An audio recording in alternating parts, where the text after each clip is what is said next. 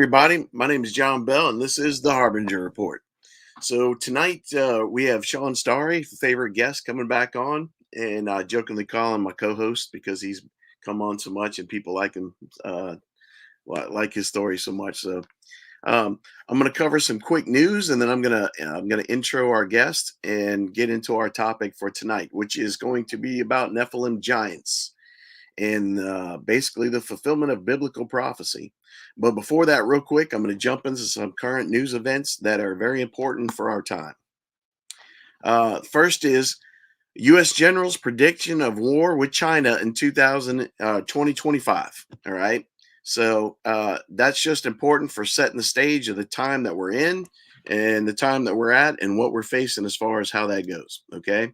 So piggybacking off of that, Chinese official, we are driving America to its death. All right. If you listen to the leaders of China and their generals, or look at the paperwork that they've put forward of the goals of their country, they say that war with the United States is not a question of if, only a question of when.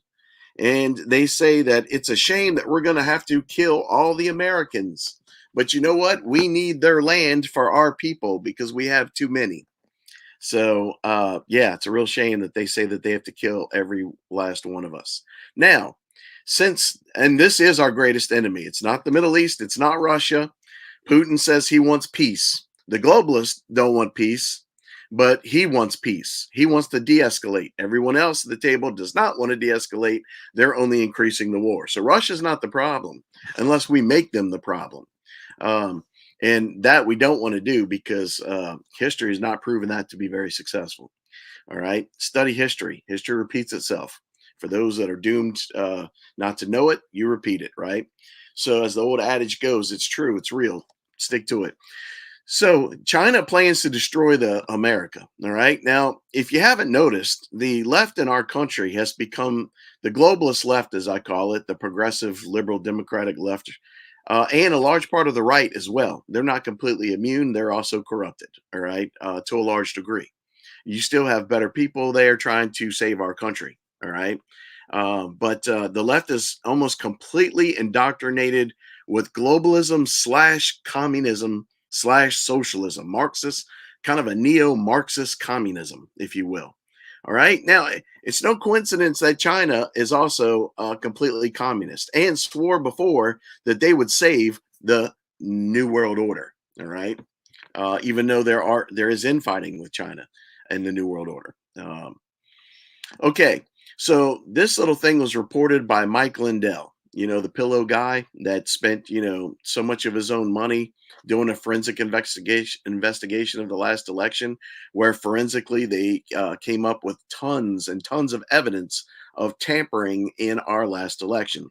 Well, here's one of the big sources of that tampering, according to his sources and his information, and that is the Dominion voting machines. Okay, the Dominion voting machines are made in China. Hey, look at that.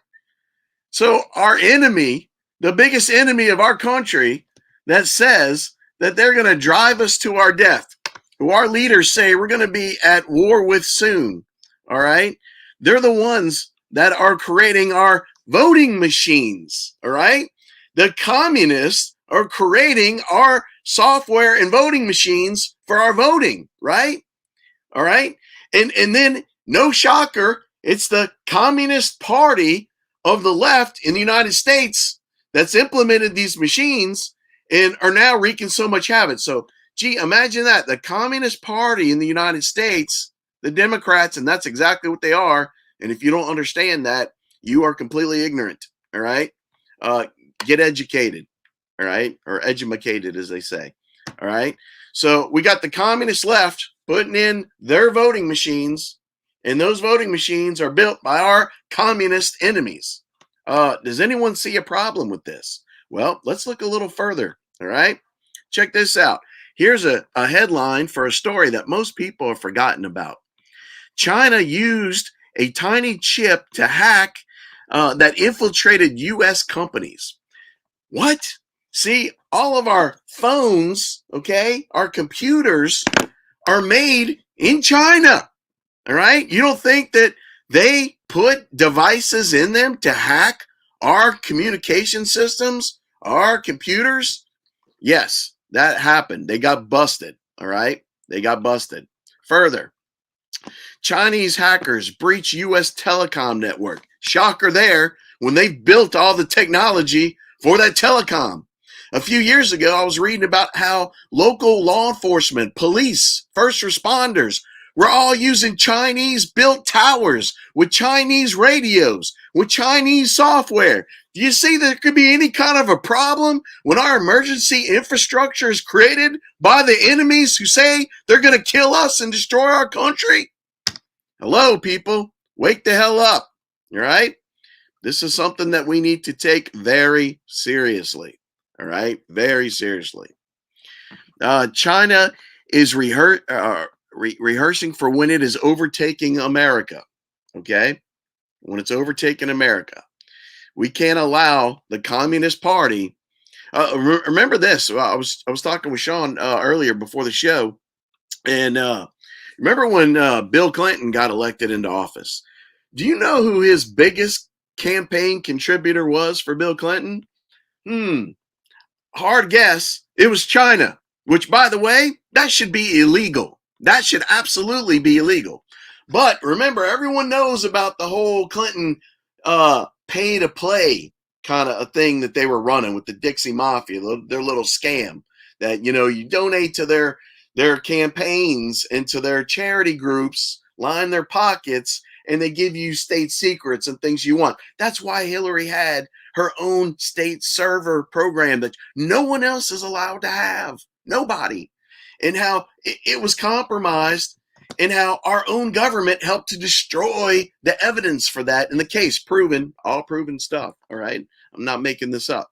Now, when Bill Clinton, when China was his number one campaign contributor, okay, as soon as he gets in office, what happens? Oh, major story. We accidentally lost the U.S. long-range missile technology to China. What? Coincidence? No. They bought it, they paid for it, and a traitor of our country gave it to them. That's how it works. That's how it works. All right? The day that Biden got elected into office, after the last campaign was came under a huge attack for lots of evidence to be stolen. And the left likes to say that they were vindicated by the Supreme Court and other judicial systems. That's wrong. That's absolutely wrong. The Supreme Court chose we're not even going to entertain the evidence. That doesn't mean there wasn't evidence. That doesn't mean it was unfounded. That means they refused to do their job to even investigate one of the most important things in the United States history, if not the most, coming up to this next one. And then the day after Biden got elected, China ran a story saying we now control the United States and their politicians at the highest levels. China ran that story the day after Biden got elected. Shocker there, right? And again, let's not ignore that the Democratic left is communist. They're pushing straight hardcore Marxist communism. All right. We covered that one. Now, look at this flashback. Kamala's dad, all right, is a Karl Marx, that's socialism, pro-communist essay. All right. They're communist. Communist. All right. Now, I fought for this country. I served in the military. I'm a patriot. I come from a military family. There's many other people like Shawn Starry who've also served in our military.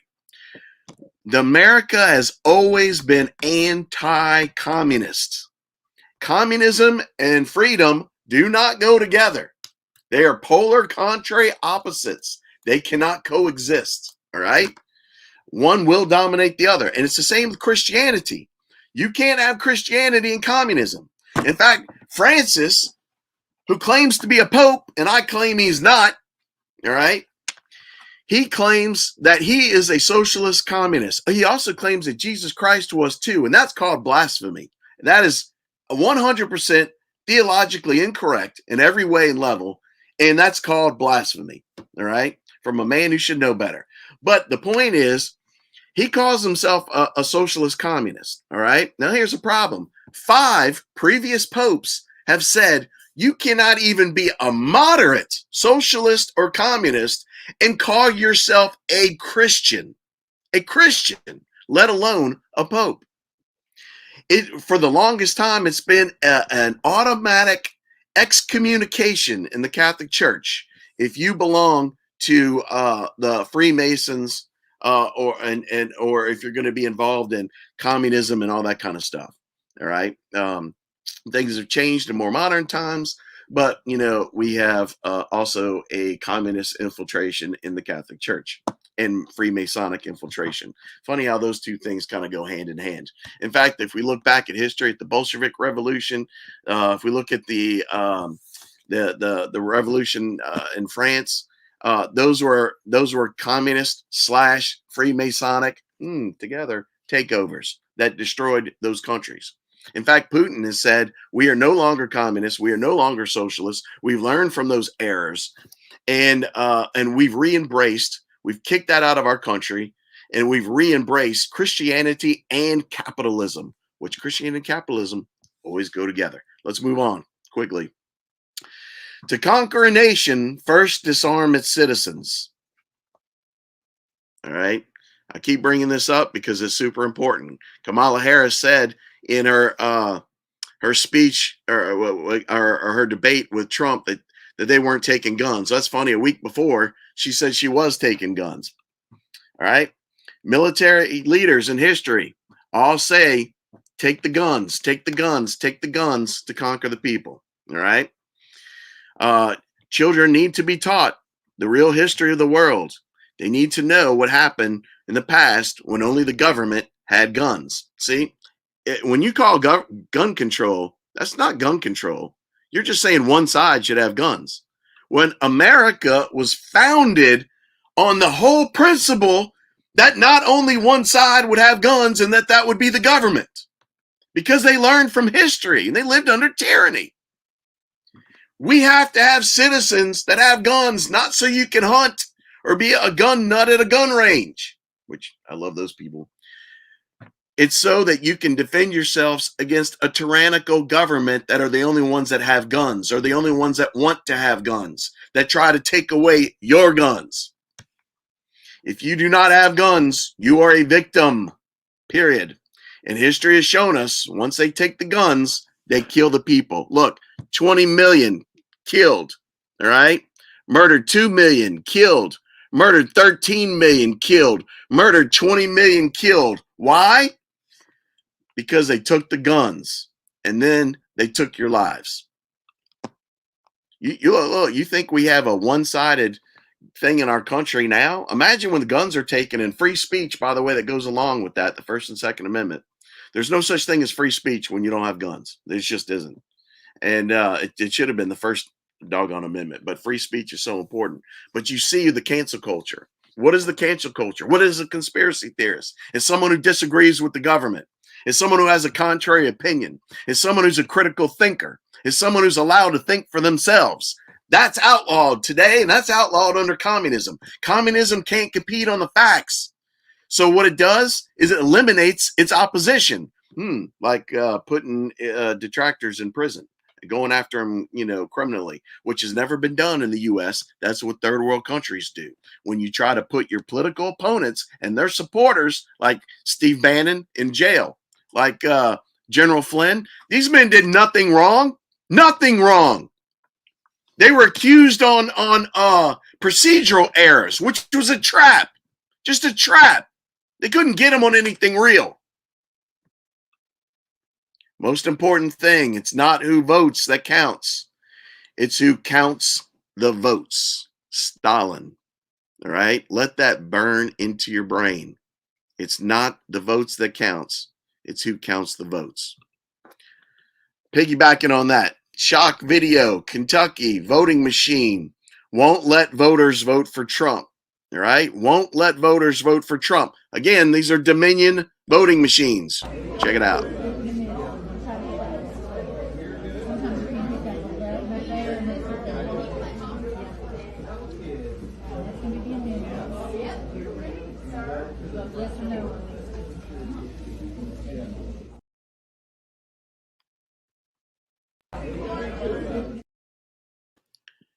That's bad, people. That's bad. And they're trying to make it like, it's just an accident. It's just a few machines. We'll fix it later. Yeah, right. Believe that one. I got a few bridge to sell you in China. Democrat Mission Secretary of State warns nationwide issue with Dominion voting machines. Shocker. I wonder why. Now, here's a crazy one. Pennsylvania TV station accidentally shows presidential election results in a test with Harris. Here's what happened. They already pre-recorded a fix that Kamala was going to win, and they accidentally showed that in advance before the election. Shows you right there. That's absolute proof that they're cheating, and they're going to try to steal and convince the American public that that Kamala won when Trump won. Look, in a straight up fight without cheating, Kamala doesn't have a snowball's chance in hell of winning this election. Trump's ratings, even by his detractors, are up in every single category. He would easily be the most voted for president in U.S. history, no question. The only way they're going to try to do that is by stealing, and we see that the fix is already in. I love this. People don't believe I'm real, but they believe that Biden got 80 million votes and is the most voted for president in history when he can't even get people to a campaign rally. Same as Kamala Harris. Do you remember recently when she has to get these celebrities to do concerts just to get people to show up? I mean, come on. And then as soon as the concert's over, these people are leaving, right? But let's look at this one. So after Kamala claims rallygoers yell, "Jesus is Lord," she stops and says, "You're at the wrong rally." That's very important. We're in a spiritual battle. When somebody said Jesus Christ is Lord and the King of the universe, she said, "You are in the wrong rally. You need to go down the street." Boy, if that doesn't say it all and sum it up, get on the side of Jesus. All right. And if you're one of these people who are like, "Ooh, I'm not voting for Trump because his stance on abortion," look, abortion's a non-factor. I'm very anti-abortion. It's wrong. It's evil. It's the killing of innocent life. All right. God is very anti-abortion. If you don't understand that, you do not understand God. And I'm sorry to tell you that, but it's the absolute truth. All right. God hates abortion. It's the killing of his children. All right. The innocent life. All right. We have the responsibility to choose.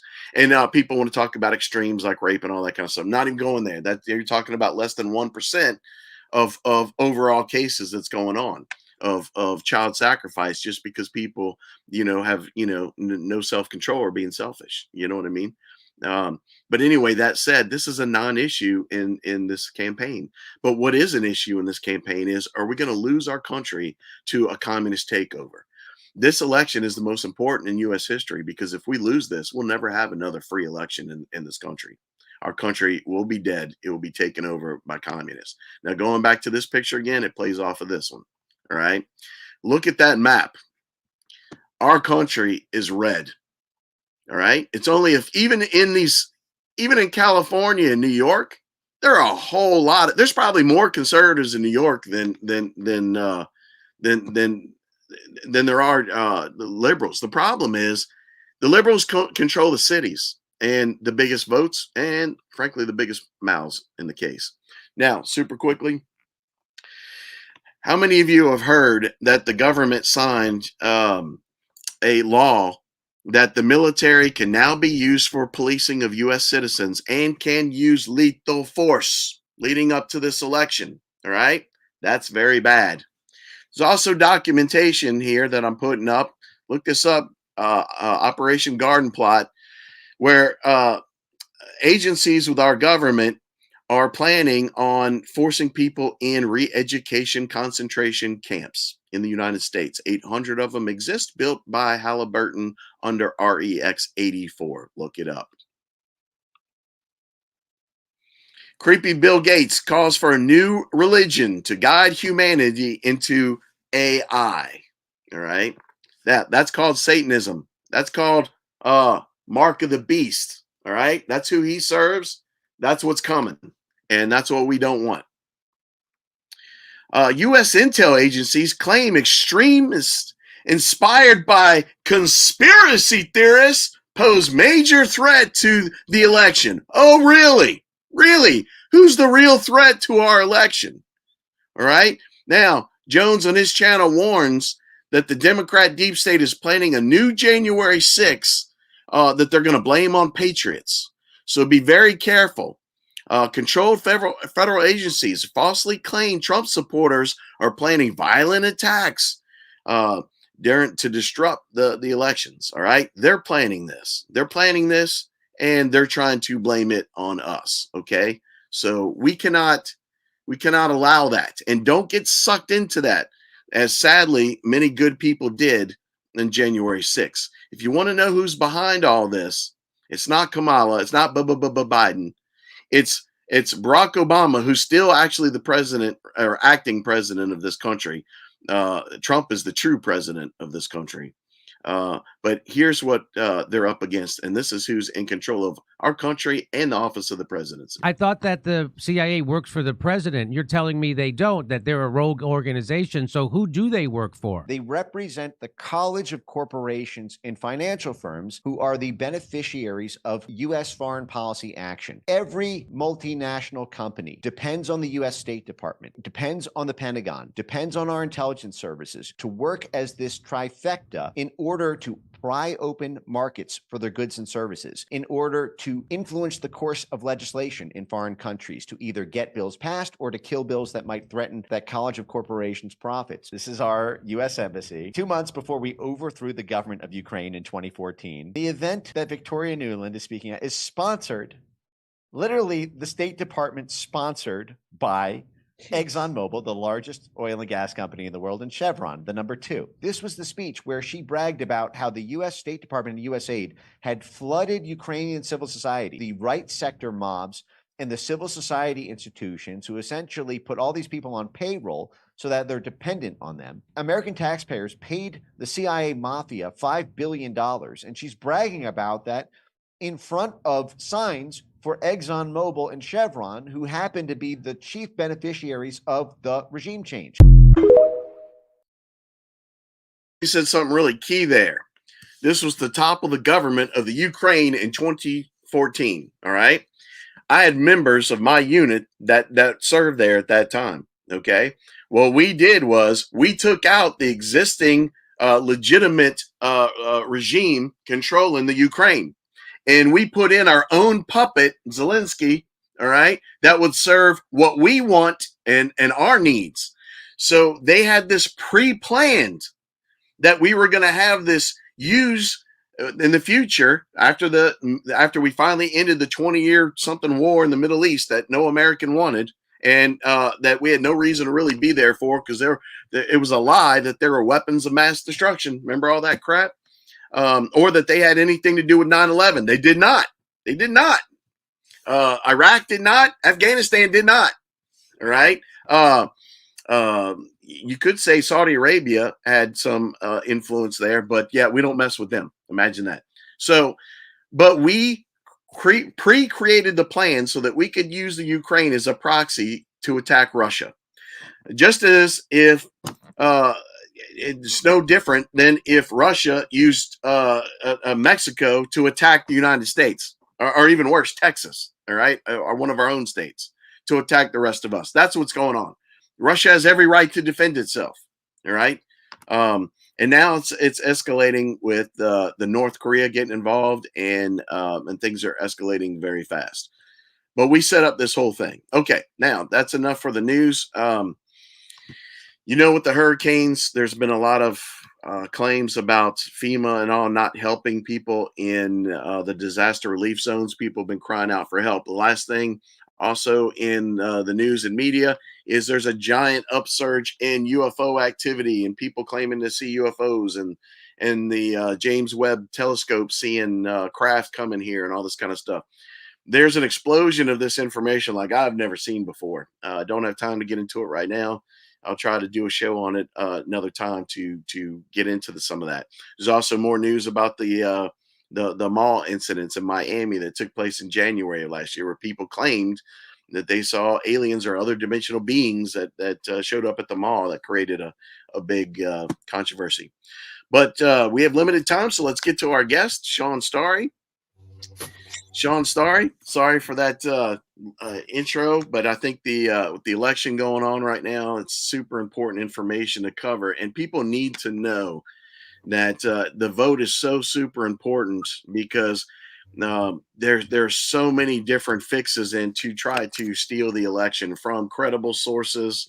This is not my information. I'm reporting on the reporting of other sources. And I think it's very important that we investigate all this before we have the right or ability to say it's not happening or doesn't exist. And why it's so important that everyone goes out to vote to try to beat people winning. I mean, how do you win in a game if you're playing like cards with somebody and they're cheating the whole time? I mean, you know, and we haven't done anything to fix. I think it's a major security concern for our country that China and Dominion voting machines are being used for this election for a communist side of our government trying to take over with machines built by the communists who say they're coming here to destroy and kill us and take over our country. I mean, come on. You can't have anything more real going on. And these are facts, and this is taking place. Also, Jones reported on his show that Nancy Pelosi's husband sits on the board of Dominion voting machines. You think that could be called a conflict of interest? I mean, there's so much corruption in our country and in our government right now. It blows me away. And to quote Cicero during the time of Julius Caesar, one of my favorite quotes, because he was a philosopher that talked about, and a politician that talked about the fall of Rome. And he said, a republic, which that's what the U.S. is, not a democracy or a constitutional republic. And he says a republic can withstand any enemy at the gate, but it cannot survive traitors from within. And he was talking about the politicians that were the traitors. All right. They're the ones that stabbed Julius Caesar in the back. You know, the politicians, right? The prelacy. All right. And his best friend, you know, a Brutus. So that said, history repeats itself. They learned, oh, by the way, another key important point, like I said, in history repeating itself, do you know what really caused the fall of Rome? It was unregulated, unbridled immigration into their borders. That was ultimately the cause of the fall of Rome. And these people are these traitors, these communist globalist traitors who are betraying our country because they're trying to create a one world government. And that's what the Great Reset is all about. All right. Sure. It's about creating a one world government. All right. And in that Great Reset, these traitors, they know that Rome was destroyed by open borders and immigration. They knew that. So you have people that you're bringing here that do not assimilate into our culture, all right, that only cause problems. And not only that, but you're bringing in all these terrorist groups and everything else who hate us for all that we've done in their countries for years. And now they're like, hey, it's payback time, you know? Mm-hmm. Not to mention getting a UN army in here, right? I try to tell people, too, that a lot of these people, because people are always, you know, you got patriots that are always like, John, our soldiers will never turn against U.S. citizens. And well, some of them certainly will, but I don't disagree with that entirely. But the problem is they don't need that, because the globalists have their own UN army through these immigrants they've brought in the country. And all they have to do is turn those against the American people. And that's why I've shown videos on photographs on here before of even UN vehicles in the U.S. And it says like weapons confiscation written on them, on these military vehicles. You know what I'm saying? So, boy, we're at high time. I mean, there's lots of talk about a martial law being declared because of false flag events that are going to be blamed on conservative and Trump supporters. Just like January 6th, don't fall into that.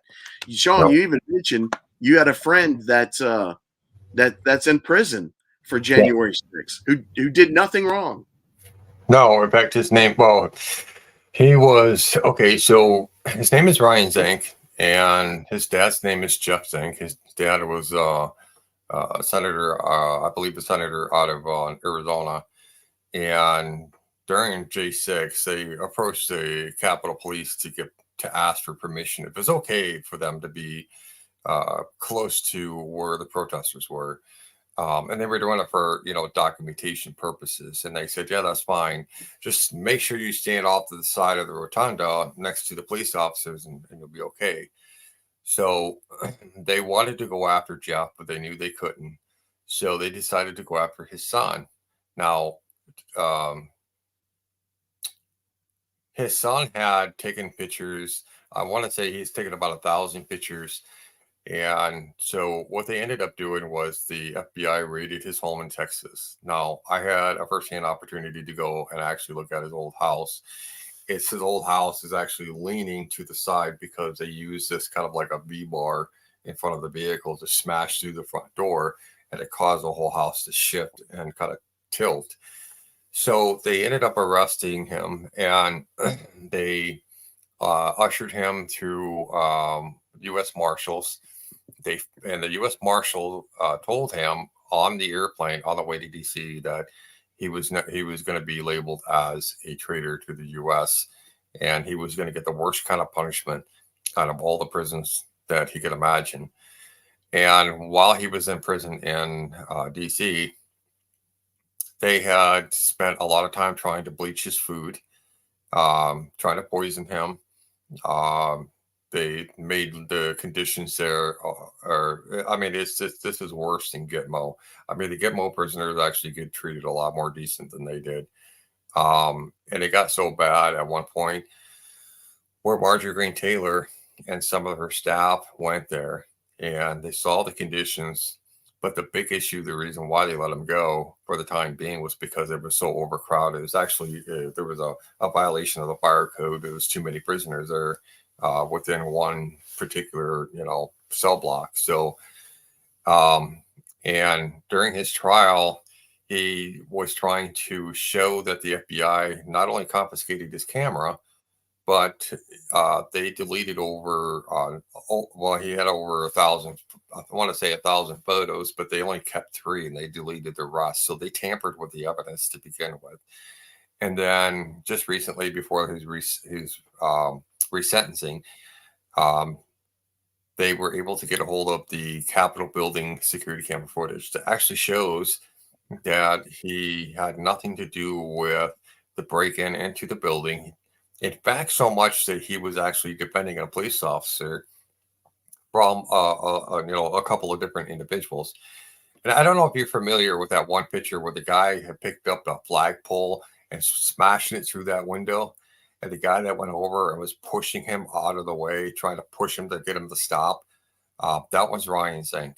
Ryan was trying to stop certain people from actually trying to cause damage to the U.S. Capitol. So, but either way, the sitting judge that's down in Texas, or excuse me, the sitting judge that's over in D.C. Anyway, they decided that they wanted to ignore the evidence that was there. The camera footage from the U.S. Capitol. That's his lawyers tried to do everything they could. It's crazy, and they try to say that this was like the worst event since Pearl Harbor, kind of thing, saying about the U.S. being attacked. You got to be kidding me! I mean, and yet we all ignore what BLM did, right? And all the billions that they cost, the people that were murdered, killed from that. But that's okay. And by the way, Hitler did the same thing in his administration, right? Using a group just like BLM to cause disruption and crime. And not to mention, they even say, oh, we showed up in these cities that we were bussed into to protest, that we're not even local or from here. And yet there were piles of bricks that were already on the streets just waiting for us. I mean, really? Coincidence? No. George Soros backed? Yes. So it's a great evil and a great tragedy. But the reason I want to bring that up is because I want to ask people to pray for people who suffer as political prisoners in our country. Like Julian Assange did, like Steve Bannon was just released from, like General Flynn, who's a great hero of our country, was released from. All right. So I just want to bring attention to that, and I also want to warn people that, you know, if they do create uprisings and stuff with this election, don't fall into the violence. Defend yourself if you have to, but don't get sucked into the violence or being led into violence. All right. And they won't admit how many federal agents were actually serving in the January 6th, because it was the federal agents who were the provocateurs saying, come on, y'all, we're not taking this crap. Let's storm the building. Let's destroy stuff. I mean, it was federal agents. And in court, they refused to admit how many of the provocateurs were federal agents. That's called entrapment. Entrapment. All right. So if we have first of all, pray for the political prisoners. Pray that we have a peaceful election and transition. Pray that they're cheating, that whatever they use to cheat, that it backfires against them, and that there's such an overwhelming landslide for President Trump that he's allowed to win amidst the cheating. Okay, and that we have a peaceful transition. And if there is violence, if they do declare martial law, don't believe the hype. Don't believe it was Trump supporters. Don't believe you're guilty, but avoid the dangers and the traps. If anyone's calling you to go to violence, that's a federal agent. Stay away from that. Okay. Yep. Avoid that. All right. I was brought into a group one time in Colorado of people that were concerned about what was going on in the country. And these were good-hearted patriot people. And they asked me to speak there. You know, I stood up and spoke. You know what I said? I said, I promise you, one or more of you sitting in this room is a federal agent who's going to try to lead everyone else here to do harm to this country in the name of good. And they're going to set you up, and it's a trap. And there's a history of them doing that.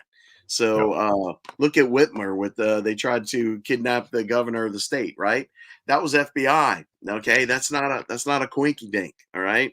Unfortunately, we do have very good people that serve, and patriots in our military and our intelligence agencies and our justice system. But unfortunately, many of the heads of those agencies have been corrupted and taken over by the communist globalists. Yep. And we are at war with them. And that's why this election is so important, because if we allow them to cheat and steal this, if we lose this election, we have essentially lost this country in freedom, and we won't have another opportunity to get it back before they destroy this country to create the one world government. And even if Trump does win, pray that that they don't just take us into World War III and start sending off nukes everywhere. Because, you know, we could be, but I will tell you this, if that's coming either which way, I'd rather face that stuff with Trump at the side, at the helm, than these globalists that are just gonna, you know, they're saying that they want depopulation to begin with. And then, you know, remember all the stuff about we're gonna chip, track, and control everyone. Do not take the mark of the beast. Yep. Do not take the mark of the beast. Do not. Jesus is king.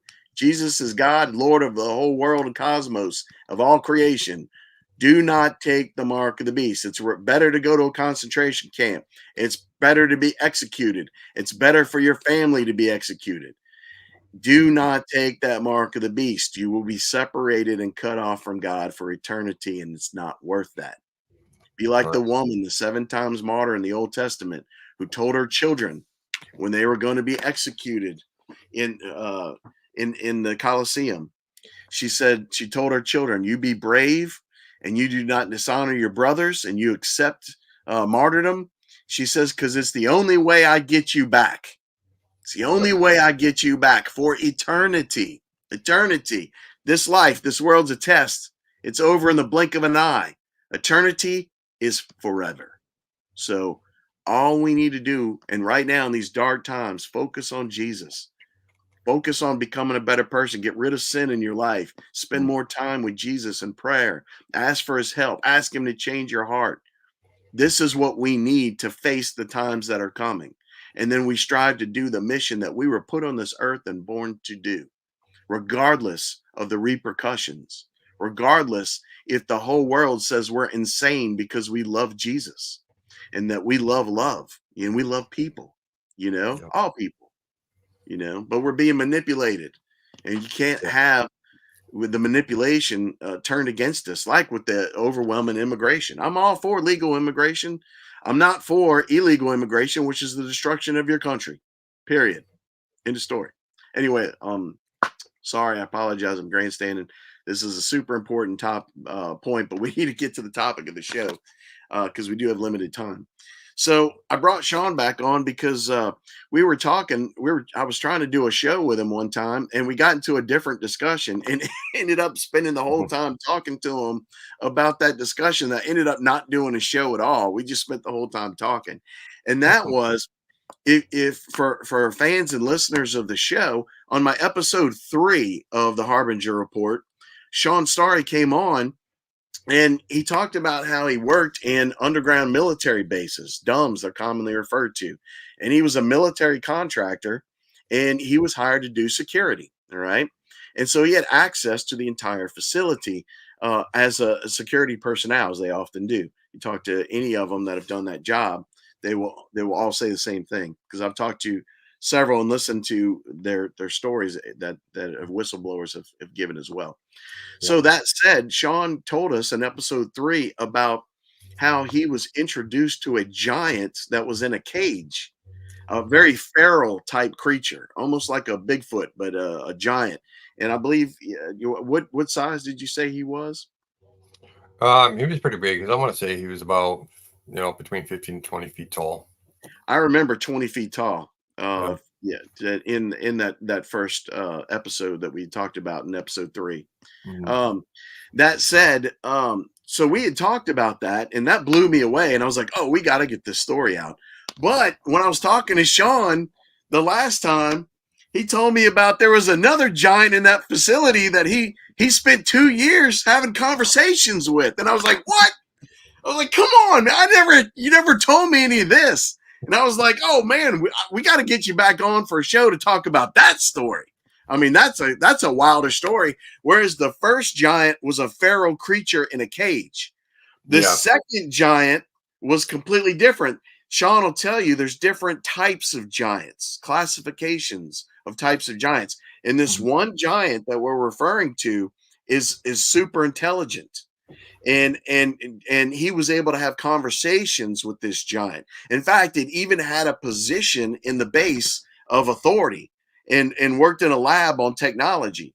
So, but Shawn, in his role as a contractor doing security, was able to have frequent interactions with this creature, for lack of a better word, and they had conversations, and that's some of the stuff we're going to get into, because I find this majorly fascinating.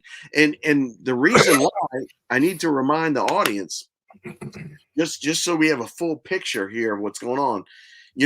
Some shows deal with Bigfoot, some shows deal with dogmen, some shows deal with different aspects. I try to give an overall view of how all these pieces fit together and really fit Jesus in the Bible. Ultimately, this is about the fulfillment of biblical prophecy. And in Gen 6, it talks about the Nephilim that walked the earth, the giants, the sons of the fallen angels, the demigods. That's where we get in Greek mythology, Perseus, Hercules, these stories. These stories, Orion, these stories about the demigods. All right, they're the sons of the fallen angels, and that's explained in the apocryphal book of Enoch, which is the Rosetta Stone, to quote Chuck Missler, is the Rosetta Stone for understanding the whole rest of the Bible. Meaning, if you don't understand the Bible in terms of the book of Enoch, you don't fully understand the Bible. And Jesus said in the New Testament, as it was in the days of Noah, so it shall be again at the end. And what that means is evil has come full circle, and you see this imagery a lot of times. All right, I'm gonna do a show in the future on CERN, the CERN Hadron Collider. Full circle, evil's come full circle, that we've reached the level of evil as the days of Noah. And as we reach that, evil builds and builds until it creates real monsters. We had monsters in our past. God destroyed them with the flood. And now our the evil has come so strong that we've brought those creatures back. And our government has a hand in bringing those back. And it's the fulfillment of biblical prophecy. Not only that, we're going to see the return of the fallen angels, the Yep. return of the Nephilim cannibal giants, and the return of the chimera. All right, which is the whole reason why I do my show. People are like, John, and if you're like a theologian, a Christian, why are you talking about cryptids and dogmen? Because it's the fulfillment of biblical prophecy. And it's not common to people. And you won't learn this in theology school, not in Catholic church, not in Protestant church. But it's the truth. It's the truth before Almighty God. And people need to be made aware of it. That's why I'm the harbinging on this topic. So anyway, Shawn, for those that don't know, you give a brief intro, and then let's get into the story of the giant. Okay. My name is Shawn Starry. I served 4 years in the military. I was also a military contractor for about 30 years. So I worked at various different locations. I had state contracts, I had federal contracts, and just kind of give you a little bit of a validity of this, but to kind of give you an idea here. Oops, here's my contractor's ID. So that's the proof of it anyway. So I worked at this location. It's called Site 3. It's located just outside of Chicago. I don't know if you guys ever seen those videos of those kids in Chicago, and they were looking down at the street and they saw a little hole and they kind of poked through it, and they ended up going down into the hole. They ended up actually into I want to call it the outer rim of the domes, right? Because I the saw a dome, video of that. I thought it was California, but maybe it was this place. It was recent. yeah, this was in downtown Chicago, and the domes actually the first two levels of the domes is so big. It's about twice the size of Chicago, so it actually goes up underneath Chicago. So, but they were apprehended, by the security forces that were down in the dumps there. But anyway, there's 22 levels to the whole thing. It's kind of like it looks like an upside down pyramid if you look at it like a map. Whereas the 22nd level is much smaller than the first level, of course. So the Nephilim that's down, that's actually working in the domes on the 22nd level, which is your R&D, research and division level. He's about, I want to say he's about 15 feet tall. He's very slim, slender, very leathery looking skin, but super intelligent. One of the first rules they told us, it was just kind of a general rule, but they would say never mention Jesus Christ. Never. If you happen to stub your toe and you say God damn it, don't ever say that as well. Just don't don't talk about biblical references or any of that stuff.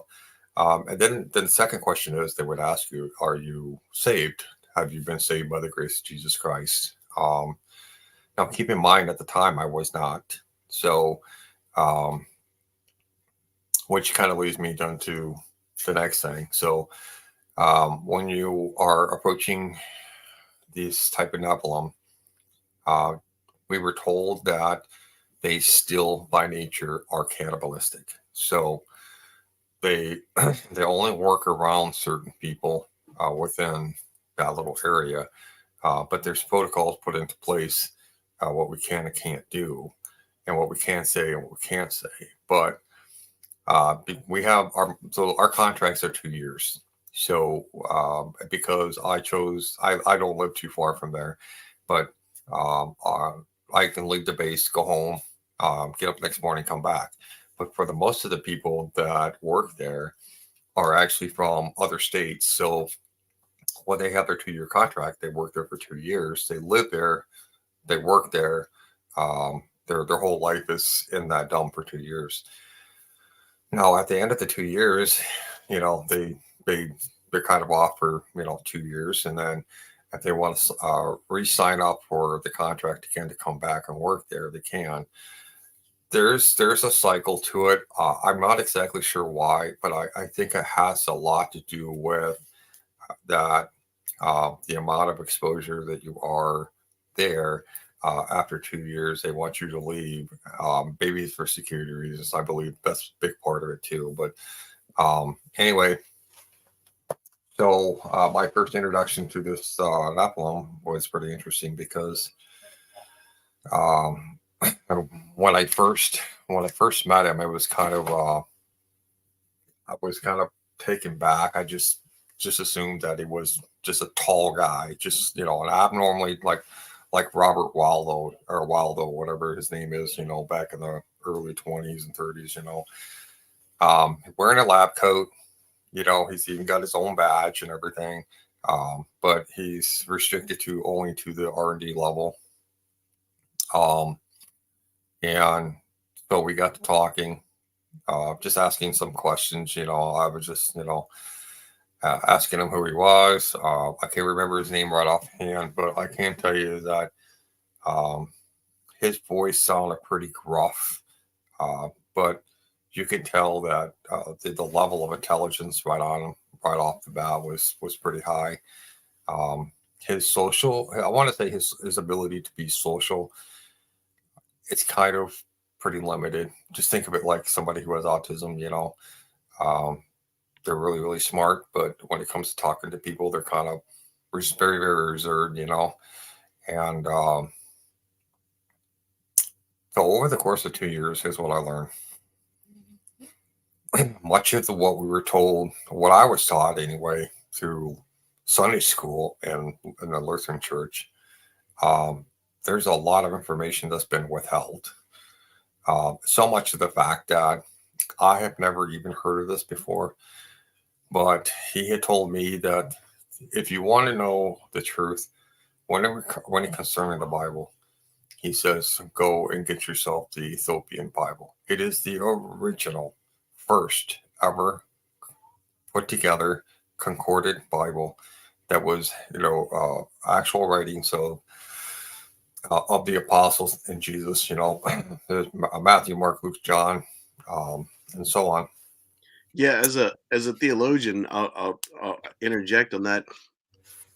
A lot of people don't know the history of the Bible. The Bible and many Protestants. I'm a former Protestant myself. I love Protestants, but many former Protestants don't understand this. That the Bible, the King James Bible, came from the Catholic Bible. It was edited down, and 7 books were removed to create what became known as like the King James, and it was edited by Sir Francis Bacon, officially, who was a Freemason too, by the way. But anyway, that said, the Catholic Church created the Bible, and there's a whole history on how that was done. It was in 300 A.D. that there was a council where yeah, and the council, they decided the problem was, see, back then you had books and scrolls, right? Really kind of more scrolls and stuff back then, but the problem was all these new works started popping up claiming that they were teachings of Jesus that were not authentic teachings of Jesus. In fact, they teach a whole different thing than what the Bible teaches. So the Catholic Church at that time, and by the way, if you were a Christian for over 1,000 years after the death of Christ, the only church at that time was Catholicism. But it wasn't until the Protestant Reformation of Martin Luther that separated. All right. And then with Anglicanism right after that, with my great grandfather, Henry VIII, who I'm blood related to through Mary Boleyn, the other Boleyn sister. But anyway, that said, so the Bible, the at the council, they decided we need to create an authoritative work that we can say this is the teaching of Jesus Christ passed on from the apostles in an authoritative way. That's interesting because when I was in criminal justice studying to become a state trooper, they taught us in criminal justice school. We had the Secret Service come in and give us a talk one day, and they said, "Listen, There are so many counterfeit bills out there, it's impossible for us to keep track of them. So what we do is the opposite. Instead of learning about counterfeit bills, we take the original bills that are legitimate, authentic, and we memorize every single detail about those bills so that we know that's the authoritative bill. So if Right. we ever see anything different, then we know it's counterfeit. That way, Yeah. by learning one thing, we know everything else that's false. Well, that's exactly what the bishops did with the Catholic Church, the successors of the original 12 apostles, 300 years after the death of Christ. And they said, we need to create one authoritative source that we can hold. These are the teachings of Jesus Christ, period, bar none. And they have the power of the Holy Spirit to rule over anything else. And that's what they did. Now, it was Saint Jerome. There was a Latin Vulgate. I'm sorry, I jumping ahead there. There was a Greek Septuagint that already existed. The Greek Septuagint was the Old Testament written in ancient Greek. I have a copy of it right here next to me. And in the Greek Septuagint, you got to remember too, there was a transition of world power at this time from Greece to Rome. Yeah. So that was a transition that was taking place. So it started with Greece. The first Christian church really started outside of Jerusalem, started in Egypt. All right, so and Antioch. All right, that was the first headquarters of Christianity in the world, and then it transitioned to Rome. With Peter went to Rome and founded the headquarters there, and that caused contention in a battle because the patriarch of Antioch was like, wait a minute, we're the first headquarters, and that's where the Greek Orthodox church comes from. Yeah. Anyway, so that said, they decided they needed an authoritative source. So there was a monk named Saint Jerome, and Saint Jerome, who was a hermit, he took the old Greek Septuagint, Old Testament, a Greek Septuagint, and he took the more modern manuscripts that were written in mostly Hebrew and Aramaic, a dialect of Hebrew, and he translated all of that into what was made known as the first real Christian Bible containing the New and Old Testament, and that became known as the Latin Vulgate because he was translating it into Latin. Remember, we said the world power was going from Greece to Rome, right? So Latin took over as the new language of the world over ancient Greek, even though they're very similar languages, very easily assimilated. But anyway, that said, so the first Christian Bible was the Latin Vulgate. Now, what's different about the Ethiopian Bible that you're referring to, and I have that as well. I collect all kinds of Bibles for different research and things like that, and sources. But what's different about the Ethiopian Bible is that for whatever reason in the canon of the Bible and the Vulgate, they decided to leave out the apocryphal books and leave out specifically the book of Enoch. Yes. Well, Ethiopia, for whatever reason, I don't know their understanding or reasoning, took that Latin Vulgate and they added the apocryphal books and in the book of Enoch to the canon. So from the very beginning of the Christian Bible of the Latin Vulgate, the Ethiopian version added the book of Enoch. And as I mentioned earlier, the book of Enoch, quoting Chuck Missler, a Protestant minister who's passed away, but great man, said that it's the book of Enoch is the Rosetta Stone in which the lens to understand and see fully the rest of the Bible. And I completely agree with that. Completely agree with that. So that's where the Ethiopian Bible is so good. It is the Latin Vulgate plus, which is the first original Bible before, and Protestantism, King James removed 7 books from the original Bible, which man did not have the authority to do after God had already put that in a blessing. In fact, the Bible itself says that. It says anyone who adds or takes away from this, It's in Revelations 22. Right. That's exactly right.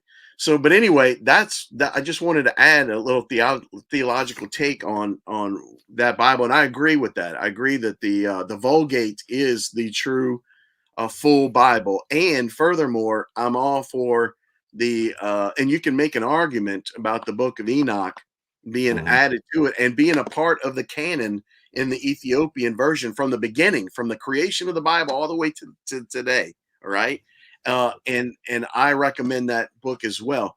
That said, I'm not sure why they chose to remove it on the other side. But we know that it is referenced by all the authors of the Bible as a credible source, the Book of Enoch, from the Old Testament authors and the New Testament authors of the Bible. So that's one thing. It gives it gigantic credibility.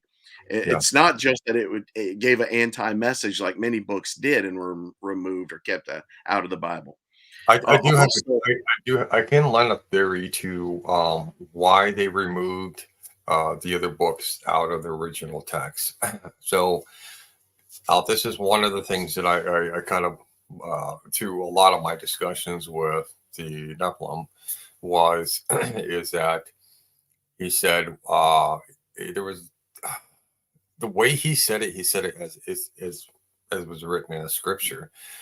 Okay, now keep in mind that he mentioned to me, he says, even Satan knows word for word all of the book of Bible, all the writings in the Bible. He knows it by heart, word for word.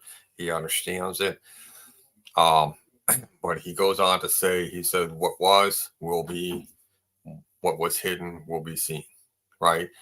That was one of the first clues that he gave me. And so I had, when he referred to me, the Book of Enoch, I've never heard of it before. And so that's when I started doing some research and I found out the Ethiopian Bible has it, but no other book has it. So I kind of got my wheels turning, and then so I purchased the book, I read it, right down to the details. Like you said, it's exactly what it is. It's the Rosetta Stone as far as when it comes to understanding the rest of the scriptures. So, and then when I started doing some little bit more research, I would go back every now and then and just kind of pop in and say, hey, what's up? And I just kind of ask him a question. And most of the time, his answers are kind of cryptic, but sometimes they're just in, plain outright, just, tells you like it is, right? And so my theory is the reason why they took the Book of Enoch out and the apocryphic portion of it, because you can't control a population if you give them the tools to fully understand that your relationship is with Jesus is between you and him. It's not between you, the church, and then him. It's well, between you. theologically, I would absolutely disagree with that. That what you're saying is a very common argument that many people say. But it was Jesus, even in the Bible, Jesus says that he created the his church. So it's Right. not What that the church. I'm not talking about the Church of Christ himself, the church that he's creating. I'm talking about the Pharisees, the Oh the yeah. the world religions, different world religions, right? That's kind of my point where I'm getting at. So one of the things that I kind of did on my research here is that I understand that Nero was the last Roman emperor, and if we understand and we know from history, Nero was a sadistic, cannibalistic ruler that drove what was Very left of evil. the nation into the ground. His grandson was Constantinople the First. His grandson understood that he was not going to inherit the kingdom of Rome. So, therefore, by hijacking what was becoming the growing faith, what becoming the growing kingdom of God, they had to figure out a way to hijack their faith, which was not his own to begin with, because he still believed in a lot of the Greek and the Roman gods at the time. And so by hijacking the Christian faith, that they could be able to control the masses that were believing or coming to Jesus, coming to Christ. And the reason why they wanted to take out the book of Enoch is because in the Bible, it actually, if you go back and look in the New Testament, even Jesus and the apostles even mention Enoch at least once. And so by removing that, we can't, we're only getting a keyhole version of what the scriptures are saying. So that's why when we look at Revelations, it's in symbolism, right? So we can't fully understand it, but by going back and reading Enoch, so Enoch and Revelations, they mirror each other very, very closely. So think of it like taking the book of Enoch and reading it backwards, and that's what you get in Revelations. And that's the way it was kind of explained to me by the Nephilim, which I didn't understand at the time. Now, we didn't get into too many heavy conversations, but it was more like he was kind of leading me along to show me where to find these things, right? But what's interesting about the Nephilim is the fact that he shared one universal truth with me. He said, when it comes to technology, we have already had this technology 7 times. Okay. So much to the point, I've actually found this the other day, but archaeologists actually dug up a statue, and that carving of the statue is exactly the same as what Elon Musk knew Tesla, or what do you want to call it, Tesla car or whatever, right? He says that history repeats itself over and over and over and over and over again. He says, so you want to know what's coming up in the future. You don't have to be this prophetic. You don't have to be this, this mystic. All you need to do is go back and find the accurate history. You find the pattern. You see how things unfolded and how they become. You can go back and see that. You can see what's coming into our future. And so now that kind of, at the time, I didn't understand. I was still pretty young. I was in my mid-20s. I had no idea what this whole thing was talking about, how history repeats itself. And then when I started doing a little more research, I started reading about and actually watching videotapes of, like, Winston Churchill talks about history repeating itself.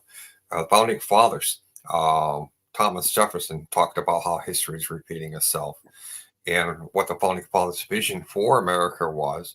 And then I read about a writing from George Washington where he was talking about a particular story where he, just before they crossed the Delaware, the night before they crossed the Delaware River to capture the British generals and to force the British government to surrender when they got their independence, right? And he talked about how he was given a vision by an angel of what the future of America is going to look like. And it was pretty frightening. But he goes on at the end of it, he says, history always repeats itself. Now, when you go back into scriptures, you'll find this, I believe it's in Corinthians, maybe. But God says, God says, I will allow history to repeat itself over and over, right? And there's so many different biblical scriptures where you can texts you can find. It talks about history repeating itself, Even right? King Solomon famously is quoted as "There's nothing new under the sun," meaning history repeats itself. Exactly. So, Yeah. I wanted to interject before we get too far deep down the other topics. That my personal theory on why the Book of Enoch was kept out, because I think it's such a crucial and important book, and I do recommend people get the Ethiopian version and read that. right. As well as get the Septuagint and read that. Don't take my word for it. Get the Septuagint and read English translations, so that they have English and ancient Greek. Same in the Latin Vulgate. I get all kinds of Bibles and read them, and so that I can reference it back and forth and look at what's different or the language. Now, one thing you got to keep in mind when you translate Bibles, there's always language barriers, and that changes sometimes words and meaning. They try to stay as close to that as possible, but you got to understand that's always a limitation. And even I have multiple, even Catholic Bibles, because each one has different small translation differences. And one reason of that is legal. You Mhm. can't reproduce something and publish it if it's exactly the same. Right. That's illegal. You can't do that. So even Bible companies make small changes so that they can produce it and publish it under their own banner. You see what I'm saying? And Yep. so Yep. there's even in the there's no like one Catholic book Bible that you can say, oh, this is the perfect Bible. No, some have mistakes. And so I go to another one, and some every one of them have minor mistakes or Yep. corrections. Yeah. So that's why I have a whole bunch of them and try to study and know where the mistakes are. But anyway, going back to the reason this is just my personal theory on why the book of Enoch was kept out. Do you remember all the times in the Bible where God tells the prophet, now close and seal this book, seal these Mhm. books, for these are not for now, but they're reserved for the end time church? I believe that's why those apocryphal books, I got chills, as I think that's the reason why the apocryphal books were kept out. And Yeah. now I believe, in my own personal theory, is that God is saying it is now time to open those books and become aware of that in the context of with that as the Rosetta Stone with the Bible, because it's being fulfilled in your time. Now's the time people have to understand the fallen angels, the cannibalistic Nephilim giants and the Yep. chimera, because they're all returning now in our time, and that's exactly what this show's about. One viewer had a question: when you met this Nephilim in the lab, um, what did they look like? Did they look like a? I mean, you gave a physical description, but what did the face look like? Did they look like a human being? Did they look different? What? Um, for the most part, they look human. So like I guess I you mentioned this before, but there's 7 classifications of Nephilims. Okay, so the first classification is the most domesticated, most intelligent, being that you can come across. Class 7, this is where you get into your Bigfoots. This is where you get into your cannibalistic ones. This is where you get into more of your ancient Nephilims. Like, I don't know, some people they've heard this story, maybe not, but in Calahandar, I think this was like in 2008, 2009, Special Forces went out there to apprehend this Nephilim, and they didn't really know what they were walking into because they weren't briefed on exactly the intel on what they were actually going to be dealing with. They just had to take out whatever the threat was. And this Nephilim came out of this cave, and he was about 20, 30 feet tall. His spear, that's probably, I don't know, 20 feet long or so. And he ended up, I think he killed a couple of soldiers, maimed 1 or 2. But the The unit was, giant of Kandahar? mhm, yeah. Yeah, I did it. I had L.A. Marzulli on and I did an interview with him about that story. Yeah. So that particular giant, that Calahandar giant, is under site number 3 domes in just below Chicago. That's the Oh, one that so I was they telling didn't you. kill him? No, he's not dead. He was just how do you want it, incapacitated. And the reason being is because they were using brass rounds, and Nephilim have a allergy to brass, and it causes weakness. Kind of like, think of it like kryptonite to Superman. So brass to Nephilim is the same thing as kryptonite to Superman. So, but that particular giant was the one that was in that cage at the I've heard time. that with copper before. Have you heard anything about that? The ancient American Indian stories are that copper was poisonous to the Nephilim. Yeah, yeah. So, my family, my lineage comes from the Blackfoot Indians right up here in Mounds, Wisconsin, and my distant relatives that are in the tribe had invited me to go there when I was a young kid. I was about 5 years old. I was baptized into the Indian tribe, so to speak, at the time. And so I've been a member of the tribe for the last 46 years now. But they usually have an annual powwow every year. But it wasn't until about 20 years ago when I finally went back and started meeting with my kinfolk up there. And they showed me around, and there was these mounds. You see these mounds, just a huge mound sitting there. I asked him about it, and I said, well, is this an Indian burial ground? And he said, well, we tell people that because we don't want them to disturb it. He said, in fact, it is not an Indian burial ground. It is a Nephilim Giant burial ground. And so he took me back to the community hall. I guess that's the best way to put it. And there is there's a storyboard. You know, like the Native Americans use they tell their story in a lot of paintings.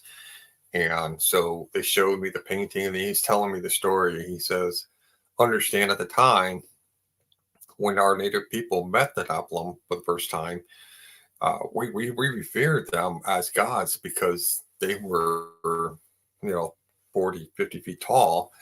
And so we decided we're going to serve them, because they were this god or whatever. Yeah, not only that, but they say, hey, we're gods. Right. Well, they were big. They were, the Indians were barrier. So they said, okay, we'll serve them. And they started feeding them, trying to give them as much food as possible. But when the winter season comes, the stockpile starts to run out. They started turning on the Native Americans, start eating the Indians alive. And so the Indians said, no, we can't have that. So through the winter season, they kind of went into hiding, and they were fortunate enough because of the snow cover, and they were able to hide in certain places. But when spring came, that's when they formulated a plan to come back. And so they tricked them into one area, and that's when they were using brass spear tips, and they were able to bring them down. Now, they've always held this long belief that the only thing that could keep them from reanimating or coming back to life was to cover them up with the dirt, the ground itself.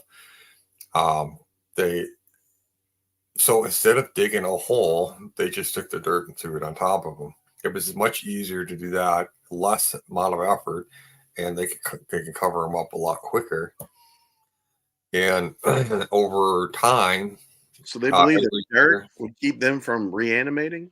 Yeah, the dirt will keep them from reanimating. That's interesting. I haven't heard that one before. That's a interesting point. And so every year they have a powwow.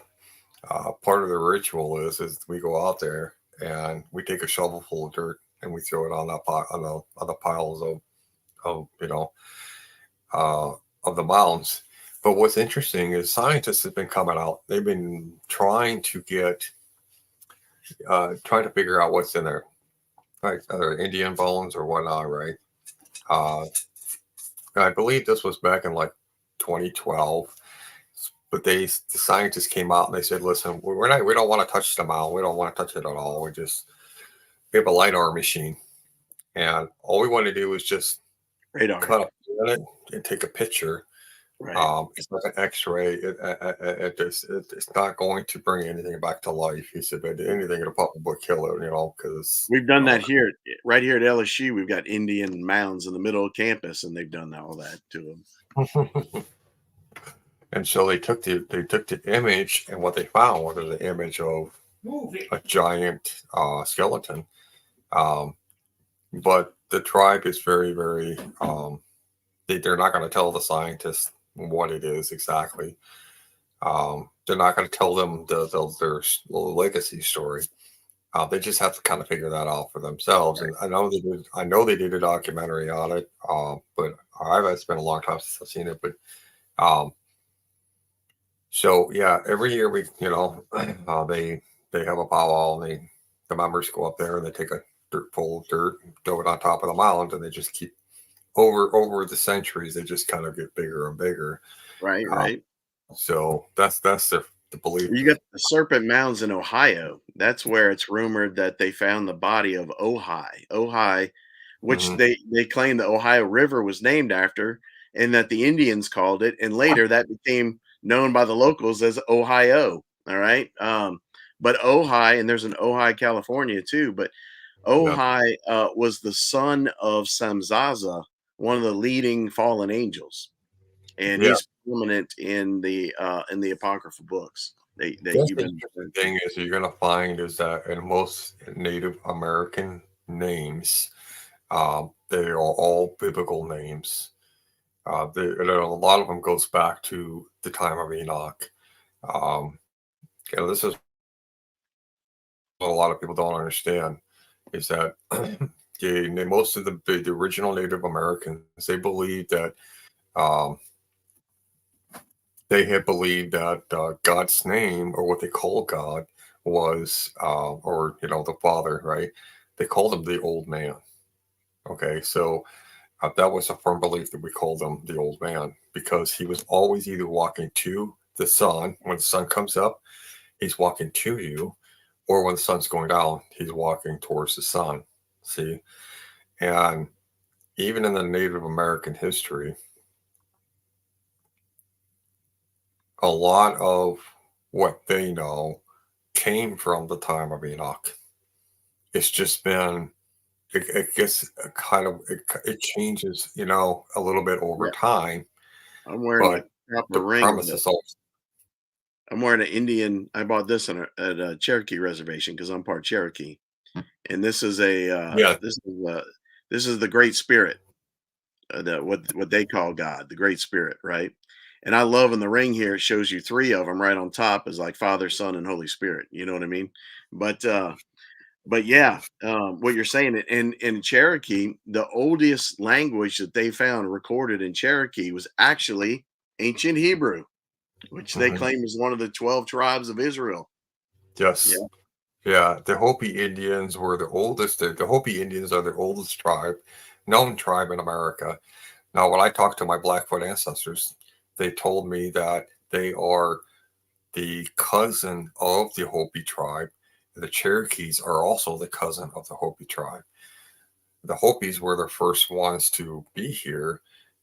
They immigrated into what we know as North America today, and that was because of the fall of Babylon.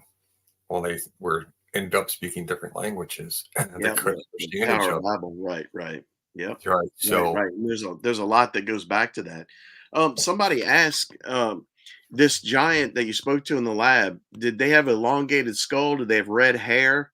Any of those features that we commonly hear about. no, that's what you're going to get into, like class 5, 6, and 7. You're going to have longer red hair. This one, he had more white hair, like him, kind of like my beard. They have beards. They all do. Now, the one that I was talking to had a very short, kind of very kept, not really, really short beard, but it doesn't look like he could grow it any longer. He's just kind of, what I'm saying? It's Yeah, you almost had kind of said like, he was very clean cut, this guy. This one that yeah, you it's spoke very to. clean cut, very, very, very stoic, you know, very, very human, like, Um, but when we got into a conversation about him a little bit, because I was kind of curious, and he says yes, he acknowledges that he's an Nephilim, but he also acknowledges that he also has human DNA as well. But part of the reason why his job is there is because his job is to help the scientists be able to manipulate human DNA. That was his premise of his job, is to manipulate the human DNA. This is where it gets interesting. This is where technology comes into play.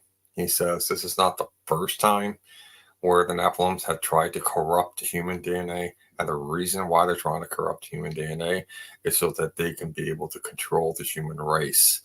And if they're able to convince the human race to do something, and the only way to do that is by corrupting their DNA with an Nephilim DNA, but they also do other experimentations with animals. They do it with plants, right? And so essentially the vaccines that we are seeing today, they're stemming from that location. You mean new technologies that are developing and working on in those labs? Yes. Yeah. Yeah. Here's what people don't understand again, history repeats itself.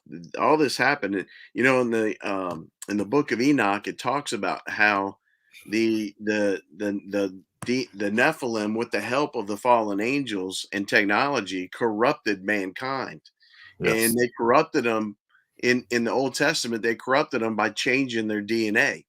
And it even says that they sinned against man, bird, animal, grass, and beast. And how is all that? Because it was the manipulation of DNA. And that's where they created even other races that we call now the cryptids. I claim that dogmen, Bigfoot, all that stuff, and others came originally from the Nephilim mixing human and animal DNA that created these creatures. Yeah. So So think of it like sort of like, they're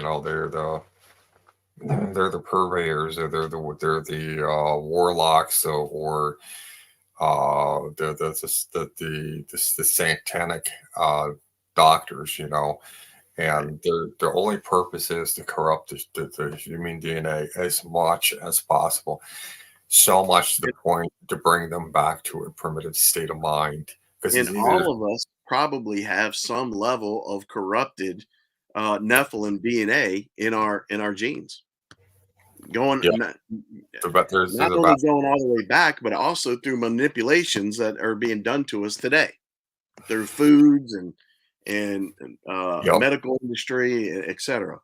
Yeah, You know, you can control the vast majority of the population. Okay, here's a good example. So we know about 2020 lockdowns, right? yeah, but be careful what you say because we don't want to get another flag. Uh, all right. Violation. So just understand that that was a trial run for Right. what's to come. Yeah. That's what I say. I say it was a trial run from what's coming. Even Obama said, "Oh, this isn't the thing. What's coming in the future is the thing." Even Bill Gates has said that. You know, said this isn't it. And not only that, but we've signed treaties with the WHO. You know, that are worth, I won't mention, but are worth looking into and reading those treaties that have to do with future events of what will happen. So those are things to look up and to seriously take serious. So A, a lot of the knowledge that was passed, um, passed down through the ages. A lot of that knowledge was from the Watchers were collected in the library of Alexandria. Now, this is what he's told me. This is not me doing any research. This is just what I was told.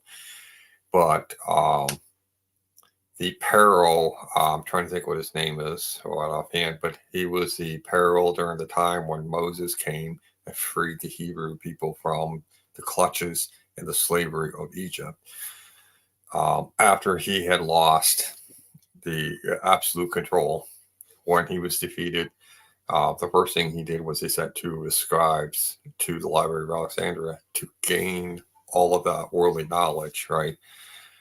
Because he wanted to get revenge on all of the other nations that he had conquered, okay, to force them to pay his family back for their loss. And so when the scribes went there, they were given specific instructions. And once they got all that knowledge or usable knowledge, they were to burn the rest of it. And so they brought the knowledge back and educated him. And then while that was going on, he had 100 concubines that he was having children with.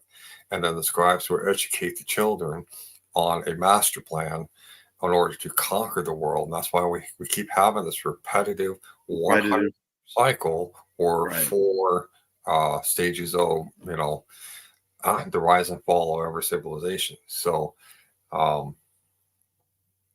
Right. And what's scary about this whole thing is he mentioned to me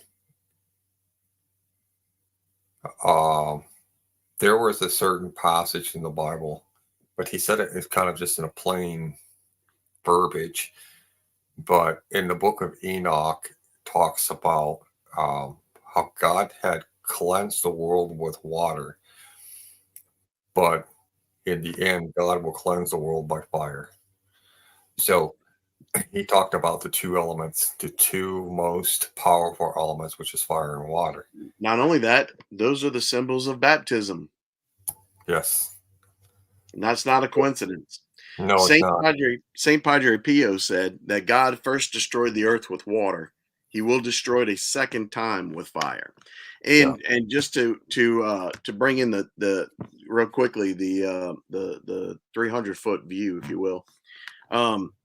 So we had the incursion of the fallen angels and the Nephilim and the Chimera that took over and dominated the human race. God destroyed that with his great reset, which they're just copying, mimicking on their own evil, twisted side. But Right. he created Noah's flood, which was the great reset. All right. But as I said, evil has returned full circle to the point that we reach the end times where that same evil has returned. That same base mind of human beings has returned. So the same evil was returned, all for the sake of control. This is where we talk about the return of the fallen angels, the Nephilim, the return of the Chimera, all till we get to the point of the rise of the Antichrist.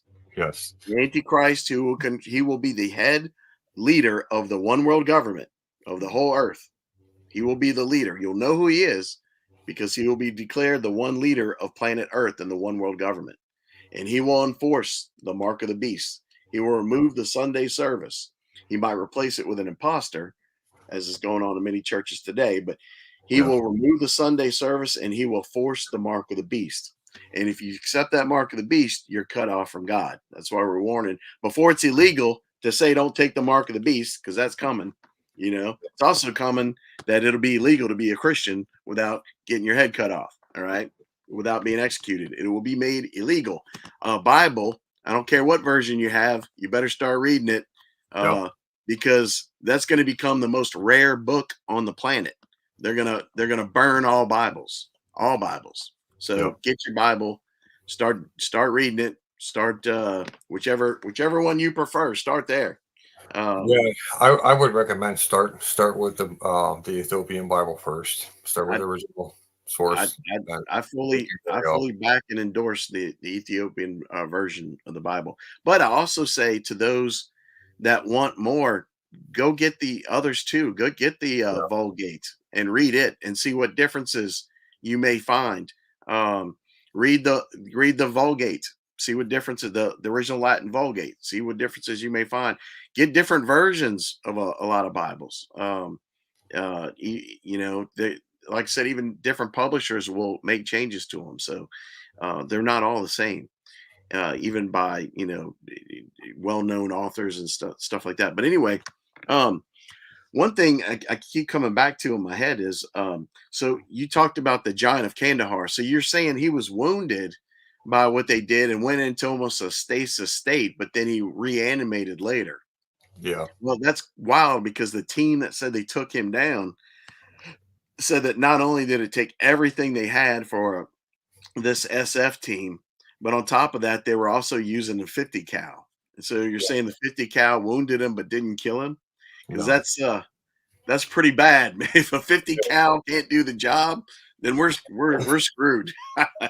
Yeah, they're that's why the Indians had they learned, I guess, the hard lesson, about containment, how to bring it down, then how to contain it, right? They figured out a permanent containment to keep them from reanimating. Now, our government, or I should say our dark government, that's involved with this, they use, I think it was I want to say it's like a 3 or 4 inch, like polycarbon, like plexiglass, but it's like polycarbon box. It's got holes in it, and this, this classification of level 7 Nephilim, they have this. Well, this is what I've learned. They have an insane ability to smell, and not only to be able to smell you, but they can also smell whether or not if you're a born again Christian or not. And so that's why they have a distance of up, I think it's 12 to 13 feet. There's actual markings on the ground. You cannot go past that point. And they recommend that even if you're not a born again Christian, don't step over that point, that, you don't go past this point, right? So, and the first time I got introduced to that one was on day one. My partner and I were escorted down by our boss to go and to kind of check out the maglev train system. And this particular Nephilim was there. The train just came in. So they were getting ready to go in and to unload it and take it down to the 22nd level. But there has to be 15 armed personnel that are equipped with copper rounds. We had You said copper rounds? Yeah. Brass? They use copper? Huh? They used copper specifically? Yeah, we use copper rounds. Linda Moulton Howe said, and she did a whistleblower case with a former Navy SEAL, that she said his team was sent into Antarctica, and they entered an underground, basically ancient giant base in Antarctica, and they were attacked by.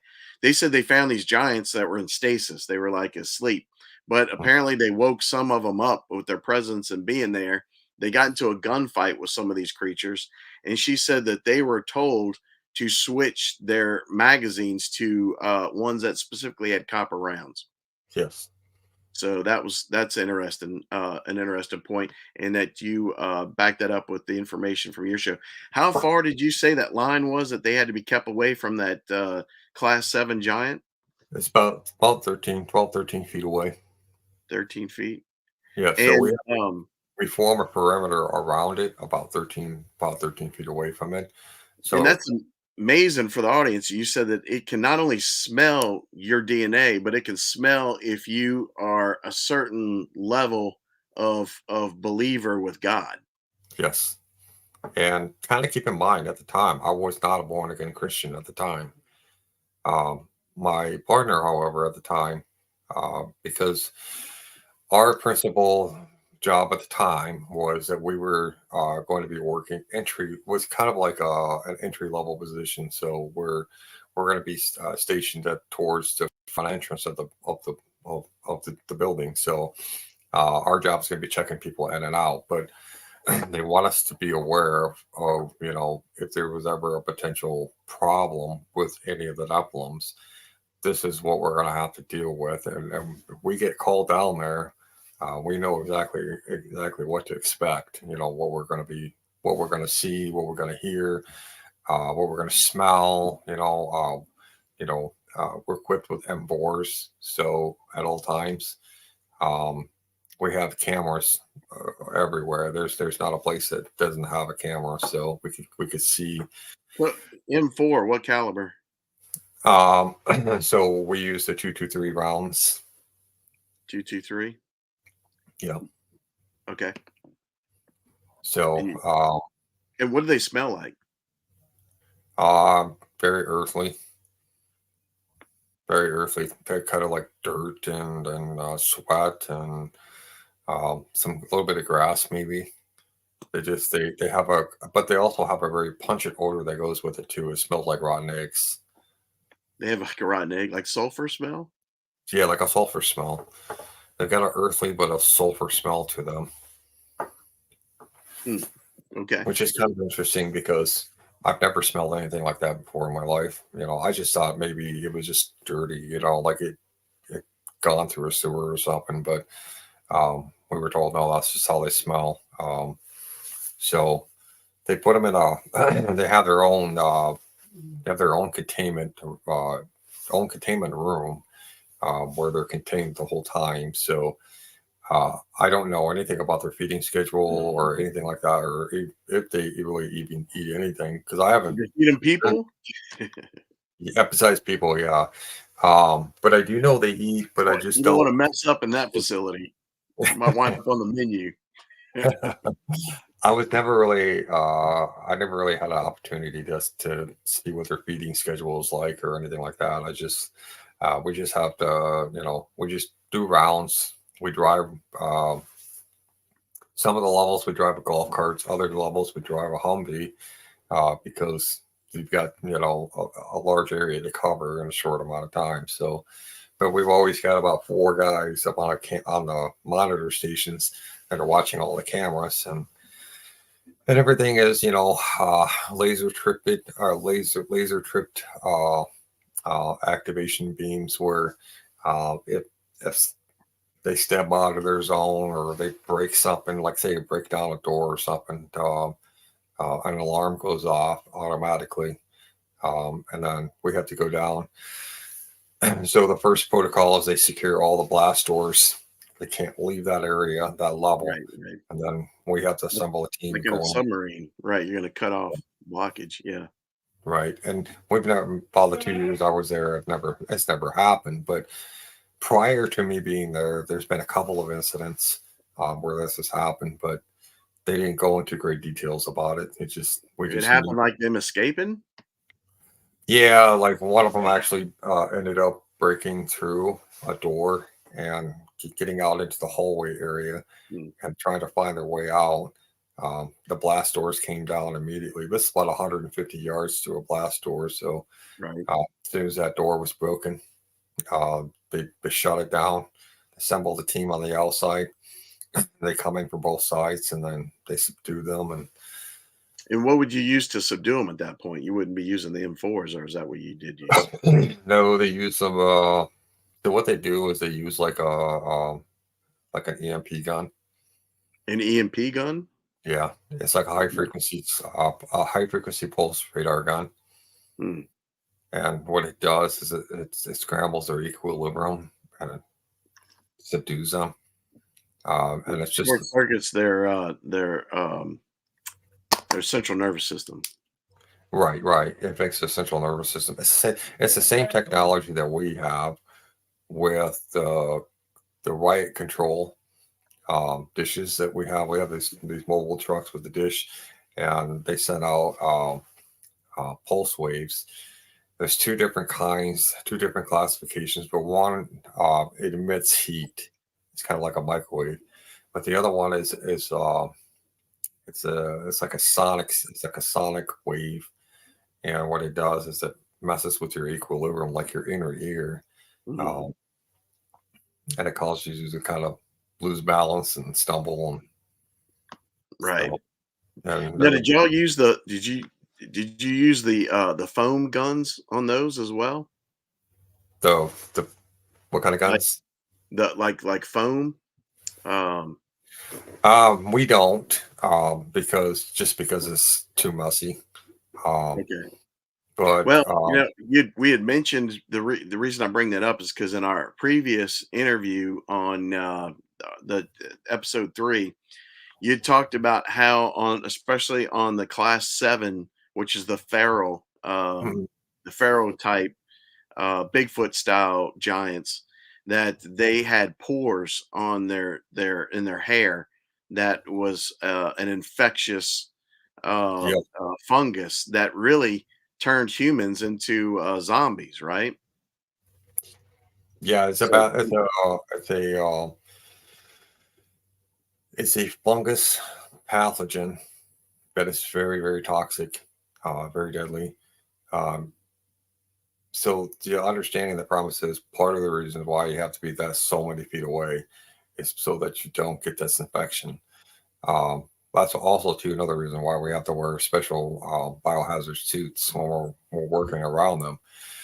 So one of the reasons is so that we don't get infected, but the second is so they can't smell us.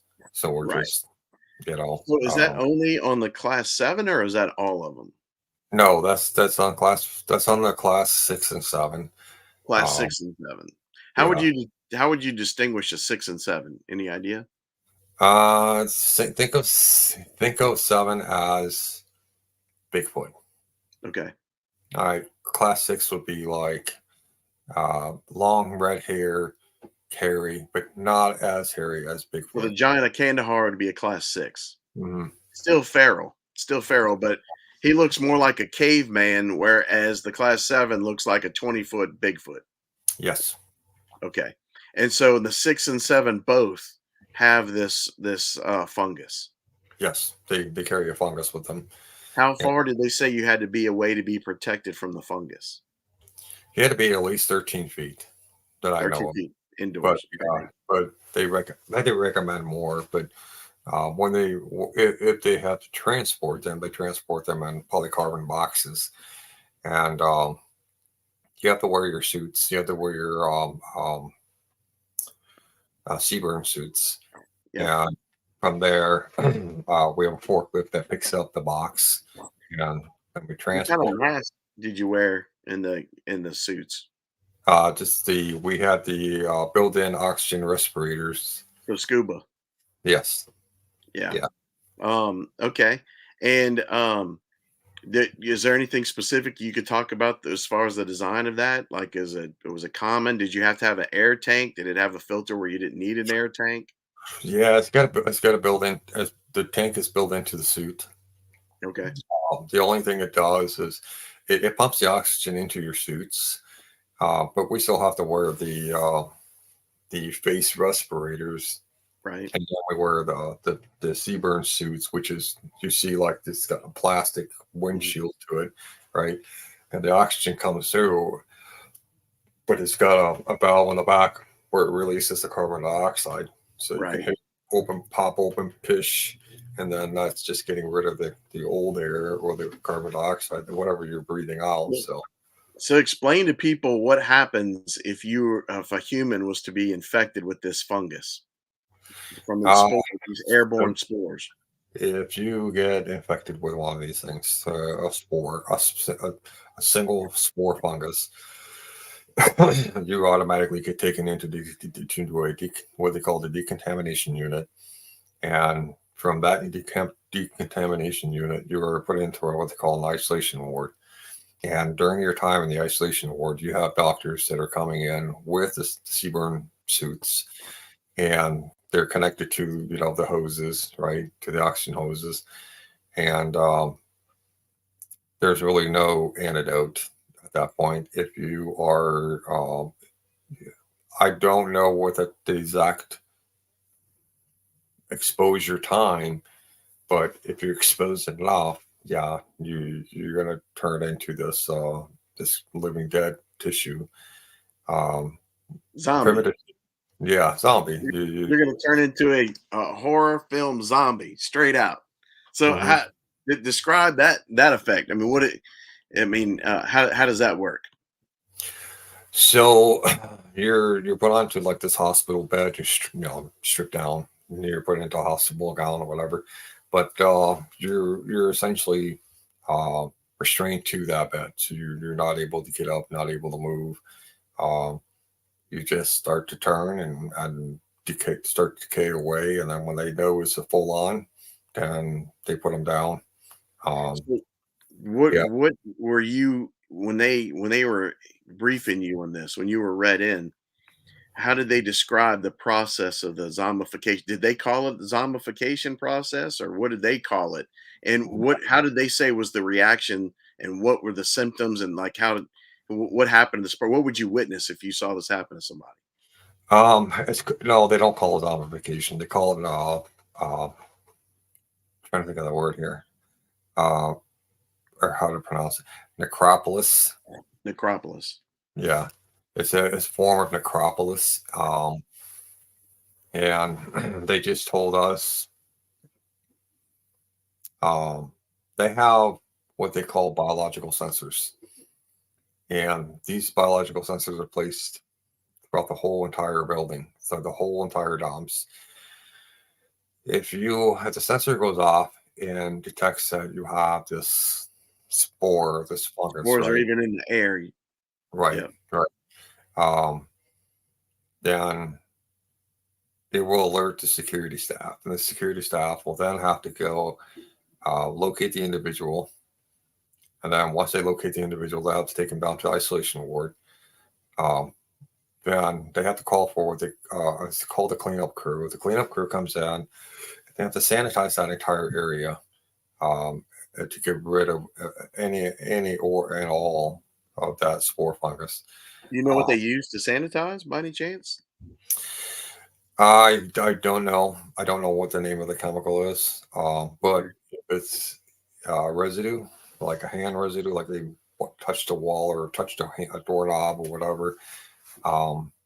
If they can remove it, they'll put it into a containment box and they'll take it in for sanitation, where they just simply burn it up, melt it down, right? Other times the cleaning crew comes in, they have a special type of chemicals that are in tanks, and they spray down the area. They sanitize it. I don't know exactly what it is that they use, but Right. I would imagine something like maybe bleach or something more more acidic, maybe in nature. That's the only thing I could think of that would kill a spore fungus is something acidic. What when did you ever see one of these people get infected in your time working there? No, I didn't, but I've read enough reports. Right. I've had So in other those reports, how did it describe? What were the symptoms once someone was infected? the eyes start turning bloodshot. Okay, Um, eyes bloodshot. All yeah, right. eyes start turning bloodshot. They get nosebleeds. Sometimes they get bleeding from the eyes. Um, they lose their balance. Concentration's not there, or they start to get kind of like a memory loss where uh, uh, they forget what they're supposed to do or why they're there. Um, but usually they say the most common first sign is the both eyes become completely bloodshot. But they said to you in the reports usually is that they've been identified because of the sniffer that's placed all over the dumps. So they'll say, level 6 um, in the northwest quadrant, section 2, the sniffer goes off right at let's just say is 0300 hours, and they'll look up on who the personnel, all the personnels that are in that area, and they radio down to try to identify who's been down in that particular section or who was assigned to that section. So what they'll do is the first thing they do is they close off everything.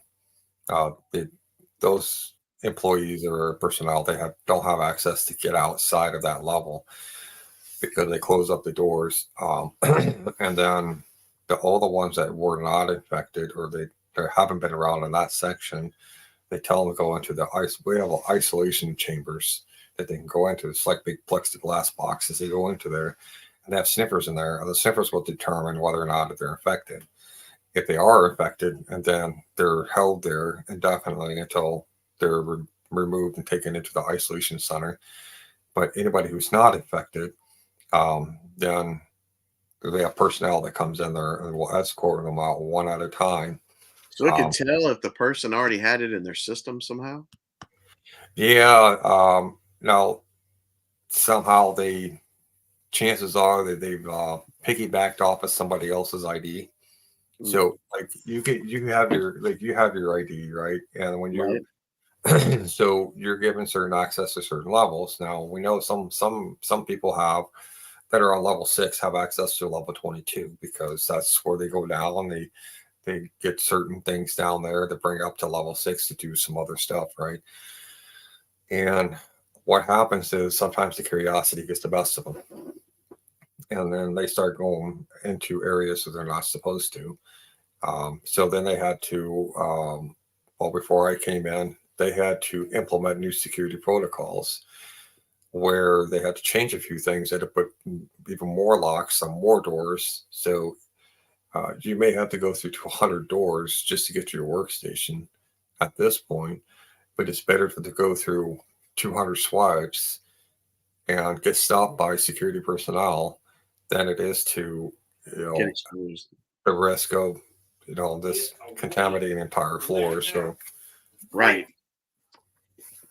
Yeah, that's amazing. So let me ask you this: would another symptom too be extreme heat or fever?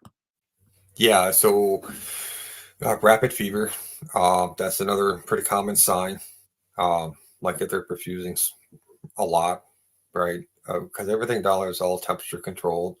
I think the vast majority of the floors, anyway, the temperatures are about 65 to 68 degrees. So there's no reason why a person should be sweating. But Right. there was one time I actually had a flu. I didn't even know I had a flu at the time, and I started sweating profusely. The sensors went off, indicating that they could potentially be infected, right?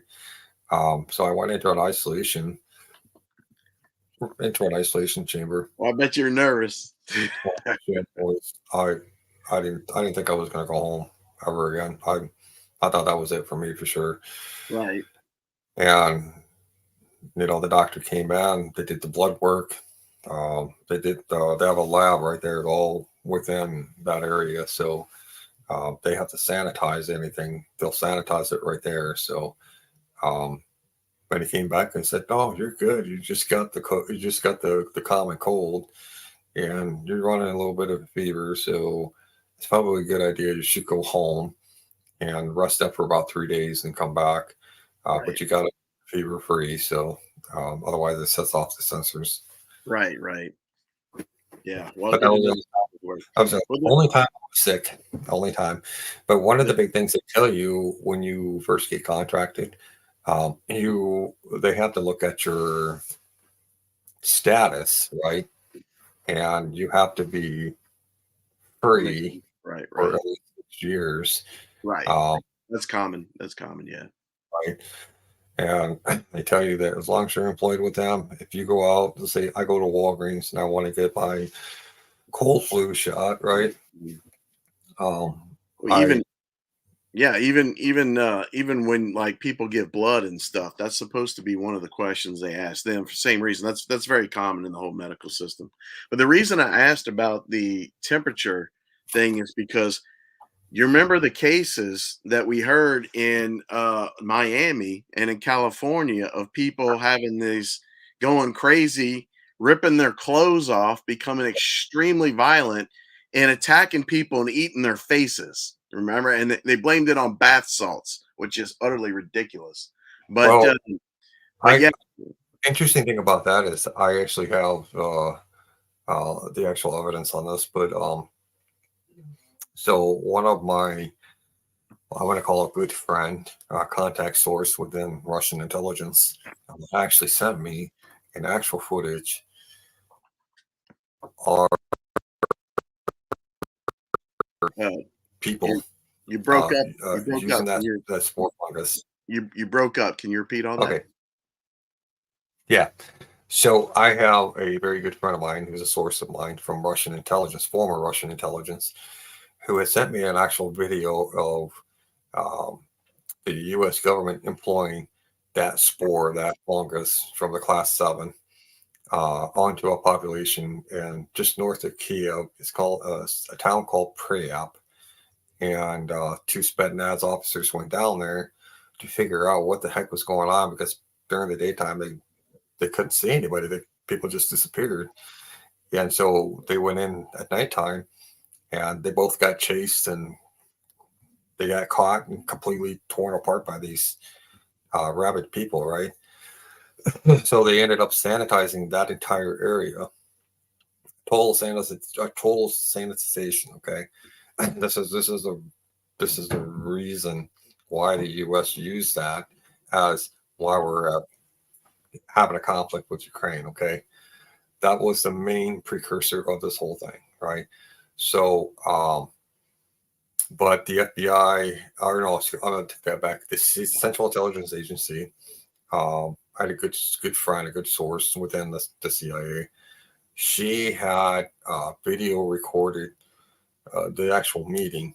The head of the CIA getting all pissed off. Why? Because the CDC put out a cartoon of the zombie virus, right?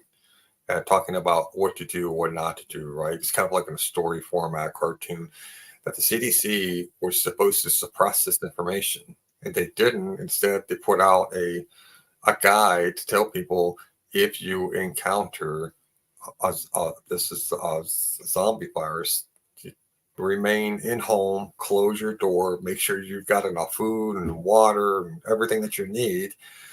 don't go to these, what do they call them, internment camps, right? Because that's the place that's going to be it's really, really bad, right? So the CIA director was so pissed off. This was Brennan, Director Brennan at the time. And Yeah, he he's was a piece of crap.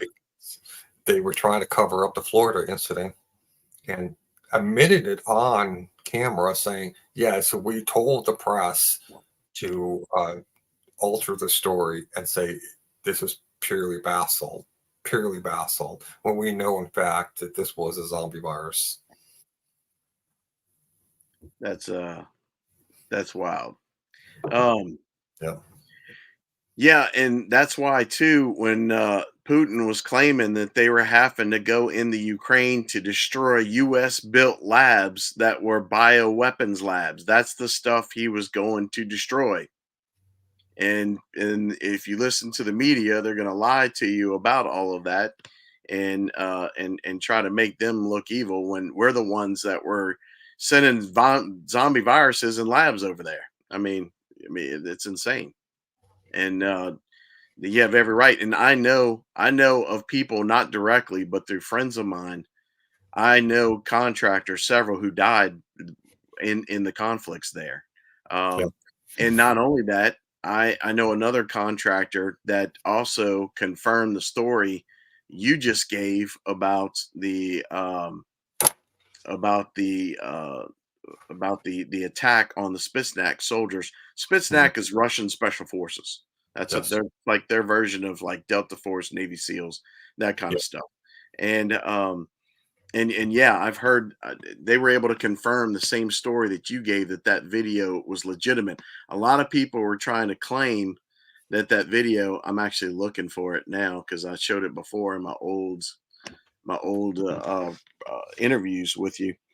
But they had oh, I think, is that it? Oh, I think I found it. Let me see if I can't add that up here real quick and show the audience since we brought it up. But yeah, so I had another contractor that knew people and knew of this that said that was 100% legitimate, backing up what you said. In fact, so much so that he said that he was actually served when I did the story with you.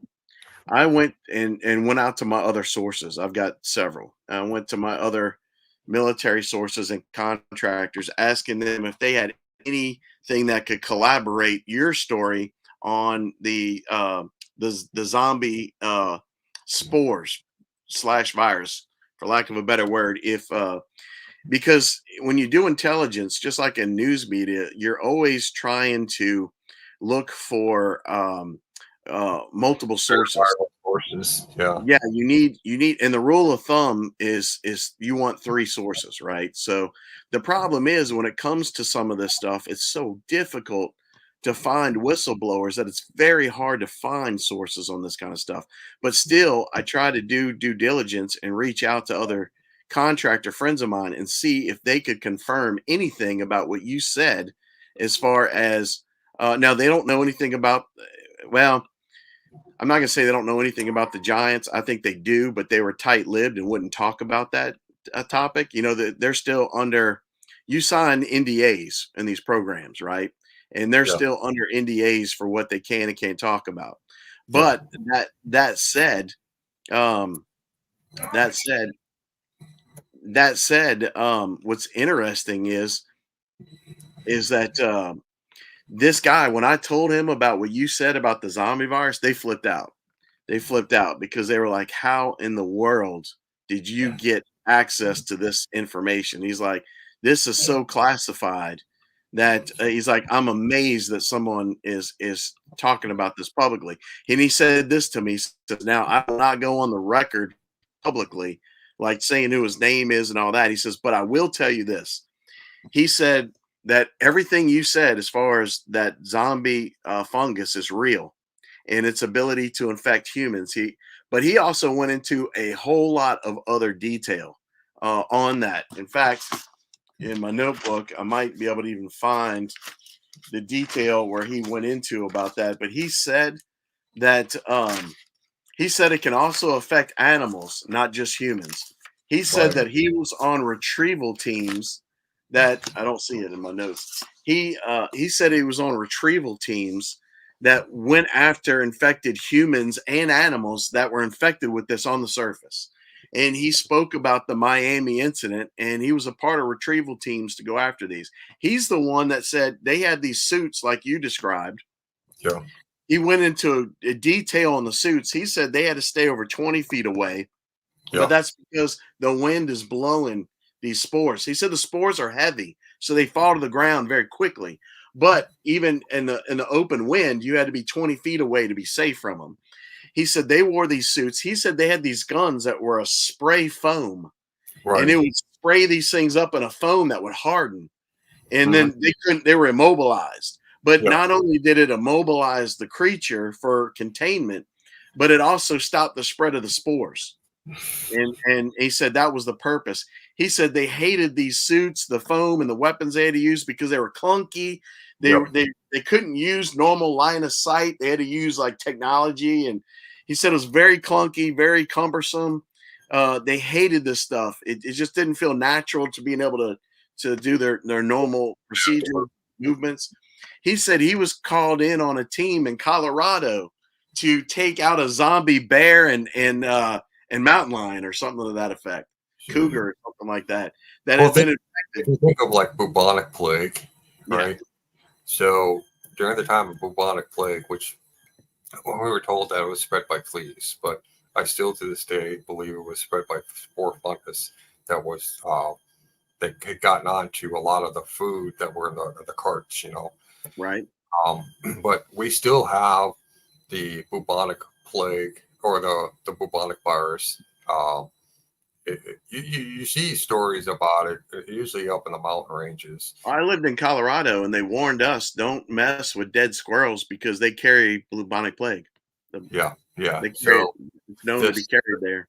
this particular, you know, a zombie spore or an acropolis spore, it's even more infectious than the bubonic. So You also uh, had the chronic wasting's disease, which is akin to mad cow disease that was in the population of deer in Colorado. yeah, Now, if you went hunting and took a deer, you had to have it tested in a lab before you were allowed to fool with it. Tell me if this is one of the videos you were referring to. Here's where it gets interesting. We now have research notes from a top U.S. scientist who is intimately familiar with a zombie infection. He studied both the pre- and post-mortem zombie condition before PD. He has identified and named the virus, Cryptonecrophagia vulgaris, CNV. It's a retrovirus, and there's no cure. This scientist's notes indicate prions may also be involved in the infectious process. However, at this point it remains unclear what, if any, role they play. Remember the single life subject I mentioned earlier? Unfortunately, the subject and scientist are one and the same. We do not know how much time he has left before he's no longer of any use, except perhaps for dissection. So we need more live specimens. Keep that in mind during operations. Problem number 4. Mode of transmission, currently unknown. Transmission modes ruled out: bites, scratches, casual contact, vector infection, droplet, or airborne spread. Some Z team members can attest to the fact that bites and scratches don't spread infection, at least not yet. To date, 12 team members have been wounded while engaged in field operations. They've undergone mandatory 90-day quarantine. None have showed any signs of infection.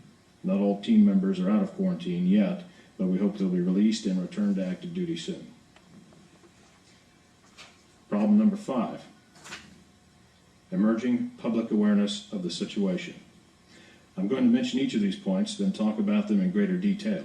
There are things you need to know. First, the Coconut Grove fly-in. Many of you were there. Then there's the Miami incident. Some of you were there. The CDC Zombie Apocalypse Preparedness Release. DHS released a fake zombie preparedness story. Then there's the recent purchases of large quantities of ammunition. About the Coconut Grove fly-in, Z Teams 1, 2, and 3 cleaned down a zombie cell. That got a lot of public attention. Our cover story was that this was an urban assault exercise in preparation for the upcoming UN meeting. For now, our cover story is holding, but one got away. That led to the Miami incident. That should never have happened. About the Miami incident. Some of you were there. Our cover story was bath salts. That was blown when the autopsy results were leaked. There were no bath salts present. We're still dealing with the fallout, and we're investigating the leak. The CDC Zombie Apocalypse Preparedness release, it was sent out against our wishes. Then they changed. Yeah, that's exactly the story. So are you saying that's a legit video? That's That a was legit leaked? video. All right. And that video was in response to this legitimate video. And my contractor buddy also confirms that this next video is 100% real and authentic. And he also confirmed. Now he's got people that were boots on the ground involved in this. Okay. So he's in people that died there. Okay. But he said this was Spetsnaz soldiers, just as Shawn said, that were being killed by humans infected with this zombie fungus, for lack of a better word.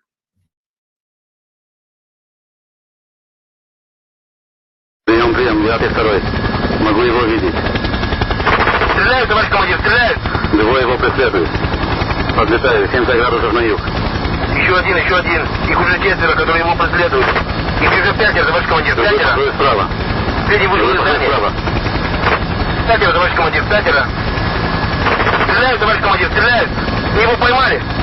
Их уже 5, товарищ командир, вышел из здания. Стреляют, товарищ командир, стреляют! Это трудная стрельба. Кто его преследует? Оставайся на нем! Держи его! Господи, мне это что не нравится. Улетаем отсюда. Бедняга пропал. Возвращаемся на базу. Yeah. So one way to show the legitimate of the video is, number one, whenever the military shows any type of videos like this, they're going to show a couple crucial points. One is going to be the date, right? So this was on July 17th of 2014. All right. Number two is that it had a website. That's what they call the back page website that the Russian military or Russian intelligence was actually posting this on. Okay. Now, if you go to that website today, you're not going to find it there because they've taken it down. What was interesting is this. There was a company called, now when I first got this, I felt it was really important to kind of put this information out as quickly as possible. This is before the CDC came out with their zombie preparedness guide. Okay. So this was, I want to say this was about in August of 2014. I had released the footage on Facebook, and I was explaining to people about, what it was, what they were looking at. So Rockstar Entertainment reached out to me. They wanted to know if they could obtain the rights to this particular video. And I told them, I said it was not my video, but rather me sharing this video that I had obtained from Russian intelligence sources through their website. Now, they ended up using that video for their video game, Call of Duty. So the reason why they did that was because that was the Central Intelligence Agency way of being able to try and control the narrative to say, well, this coming from a video game. So the younger generations look at it and go, well, oh, it came from this video game. No, it did not. In fact, if you go back and look at the video game, you won't see the date of the incursion. It will not show that, but it also will not show the website that it was actually listed upon. So that's how they've been trying to control this narrative this whole time. So right. Anytime, and then of course, anytime you post this on social media, whether it's on say TikTok or something, they're going to take that down as quickly as possible because they don't want folks to know. Shawn is prior military intelligence, and in military intelligence, you learn some of their little tricks in the game. And one of the tricks of the game is misinformation or disinformation, and that is when you have credible evidence, they'll go to links of faking another thing and calling it that and saying it's all fake. No, it's like, for example, there have been stories of dogman cases and Bigfoot cases where someone has an encounter and a week later they find like suits in someone's yard just so they can say, or even a dummy of or here's one, they'll have a really good footage of a dog man, and then that got run over by a truck driver. Then they'll actually pay some Hollywood studio in their departments to recreate that dog man in blood and say, look, this is for our film project, just so they can say it's faked and debunked, and everyone's like, oh, see, it's not real. No, they'll actually go through those links, and they will pay a lot of money to do things like then intelligence isn't just gathering information, it's also putting out false information. Yes. And so I worked as a counterintelligence officer. So my job is to disseminate information to find out if it's legitimate information or if it's false information. Because oftentimes the enemy will put out false information to think that the enemy movement is going to be here, or they're going to be doing this, when in fact they're doing something else. So I have to go and verify that information from, local sources, whether it's in person or whether it's into, type of cryptology messaging, and we have to verify that. So I go through great lengths to, decipher whether this is legitimate or not. And so at the time when I got that footage, I was, given the information to find it. Now, when I went to it, to that particular website, that was the first thing I did was look up the IP address. And so this comes out of St. Petersburg, Russia. So I know that this is Russian intelligence putting the information out there to let people know, hey, I want you citizens to know exactly what your government is up to, because this is what's actually going on in Ukraine. So, and I've had one of my buddies who is a former contractor, one of my sources for many years, who says that they know the people directly that put this footage out. They can name the names of them that worked in the special forces over there at that time, and he verifies that this video is 100% legitimate. Now, notice too, and this is not just faked footage. This is not video game footage. This is a legitimate military video of a real incident that took place and tells you what's going on in our government. Notice in this video, I'm gonna play it again. But notice in this video, you have the soldier running, and he's taking his AK-47 and he's shooting back in full auto at these things, and they're not flinching. no, I mean, AK-47 rounds are bigger than our 5.56 or 2.23 rounds. All right. I mean, these are heart stoppers. They're bigger rounds. It's a lot closer to a 308 casing. Okay. So that's got a lot of power behind it, especially at close range. And these things, and he's putting multiple rounds, and he's doing a spray of these things. So he should be hitting each one of them like 3-4 times each at least. Yep. And he's doing a couple of different sprays. So that's a lot of heavy artillery right there at close range. These things are not even slowing down when they're getting hit with these things. So that right there, that's not human, number one. Number two, look at the speed and veracity of these things. Notice the soldiers have the AK-47s. These creatures have no weapon in their hand whatsoever. Then when he runs out of rounds, you see he throws the gun down on the ground. He's got nothing else. And he's not going to a sidearm because obviously the AK has no effect. Your 9mm on your side or 45s is not going to do anything. No. So and he's getting overrun very quickly. When they finally overrun him, you see they just grab limbs and just rip them off, and just blood flying everywhere. If you listen closely at the end, you have an aerial helicopter, probably the ones that deployed the team, all right, that are doing reconnaissance, and they're filming this footage. You're listening to the pilots and the command on that chopper are speaking as they're watching what's going down. You hear one of them in the background. He starts throwing up. And these are hardcore soldiers. And look, Russian SF guys are not, they're not wusses. They're not a part of this. Oh, we wear heels and lipstick kind of BS crap as far as training soldiers, right? These are hardcore men, all right, and they're trained hard. They're trained as hard as anybody out there, any SF group out there, and these guys, you hear the guy in the background throwing up because of what he just saw, all right, throwing up. Listen for that at the end. Прием, 9-2. Могу его видеть. Стреляют, товарищ командир, стреляют! Двое его преследуют. Подлетаю, 70 градусов на юг. Еще один. Их уже 4, которые его преследуют. Их уже 5, товарищ командир, 5. Другой справа. Третий вышел из здания. 5, товарищ командир, 5. Стреляют, товарищ командир, стреляют! Мы его поймали! Их уже 5, товарищ командир, вышел из здания. Стреляют, товарищ командир, стреляют! Это твое место. Он его преследует. Отставай на нем. Держи его. Господи, мне это что не нравится. Улетаем отсюда. Бедняга пропал. Возвращаемся на базу. He's hyperventilating. He's showing off. He's in a state of panic because of what he just witnessed is just beyond belief.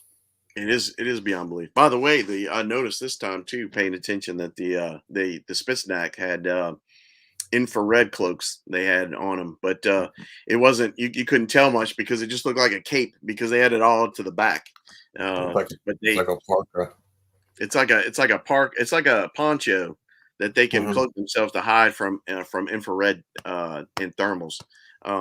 Which has become a major thing in the Ukraine war that's going on right now, because that's a new era of that and drone technology. But yeah, unfortunately, evil's real and monsters are real, and apparently zombies and zombie viruses, for lack of a better word, it's actually a fungal spore, not a virus. Right. But these are real too. And the Lord told me one time, he says, evil builds on evil that builds on more evil until it creates real monsters. And that's what we deal with. We even have our government weaponizing these things. All right. So and I'm sure they're weaponized giants. In fact, you can find photos online of military soldiers around the world, not just the US, but you look down the column and there's a giant. I'm talking like 12 to 15 foot giant dressed in the same military garb as everyone else, but they're a giant. And a lot of times you have their own troops are looking at them like, Yeah, those are going to be your class 1, class 2 Nephilims. Right. Yeah, I would imagine the class 1s are like the nerdy ones like you met that are like the super geniuses, whereas a class 2 makes a good soldier. He's not as smart. He's intelligent, but he's not like he shouldn't. You're not wasting his ability in the field. You know what I mean? Whereas the other guy, you want him in a lab because he's just too smart. That would be I'm just throwing out there as a guess. I don't know. That's own personal guess. But it shows you that these things, it's just crazy. One other thing I want to make sure I cover while I've got you on with this, because sometimes you get off and then I'm like, oh man, why didn't I bring this up? You'd also mentioned you can't say the name Jesus. When you went through your debriefing program or your read-in program, which that's common when you get involved in secret access projects, you have a thing called being read in, where you sit in a room and they intellectually give you case files that you read to understand everything you're about to be exposed to before you're exposed to it. And it's a way to gently bring you into the process. But in that, they also give you the rules. And in the rules, they told you, so I just want to be clear, they specifically told you that these creatures in the lab were Nephilim, these giants. And that is, they use the terminology of the Nephilim out of the Bible, the Old Testament terminology of the Bible, which our government doesn't want us to believe exists, because they don't want you to believe that the Bible and Jesus exists. They want you to believe in Darwinism and communist socialism, which is agnostic. It's not, or atheistic. It's in nature. They don't want you believing in a God. But believe me, all the high levels of our satanic government, they believe in God. They just believe in the wrong God.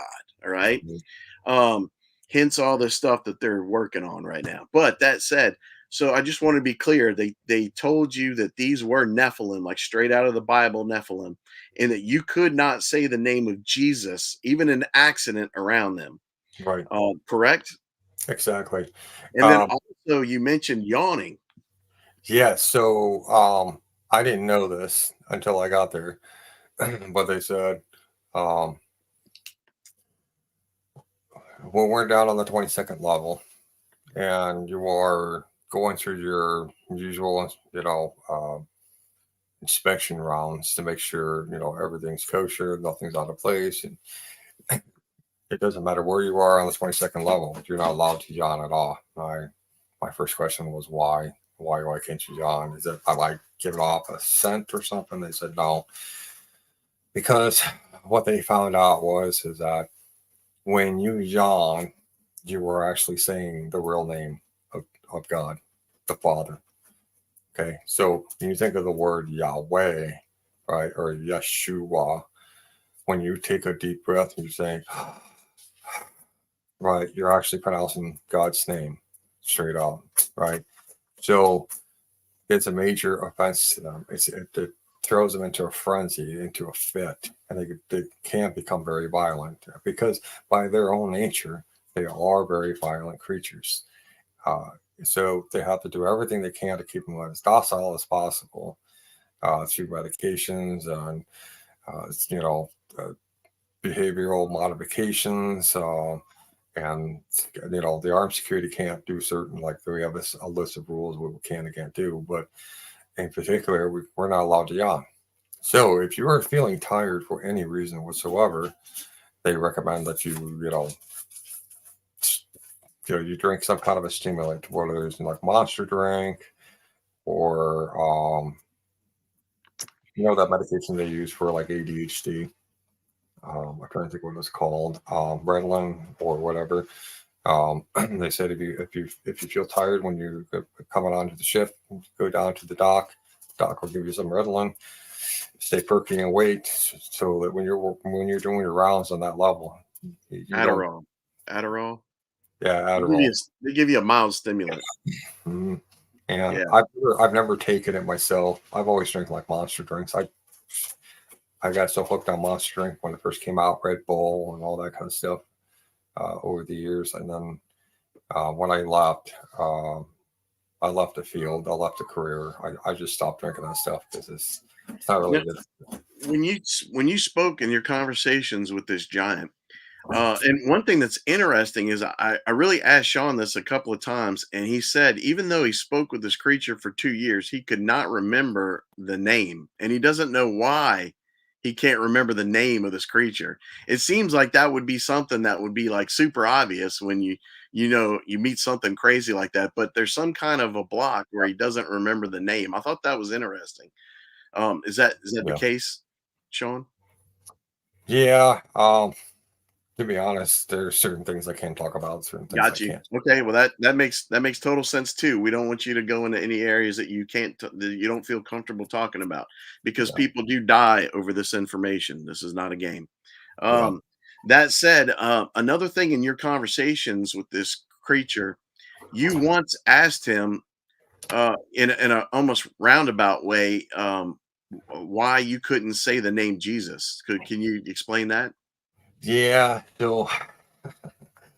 So I was down there doing my rounds and stuff, and I came into the room. He acknowledged me. He called me out by my name. We've gotten to know each other pretty well on a daily basis, and I was kind of a little cautious, but I said, hey, could you just tell me why we can't say certain words, around you?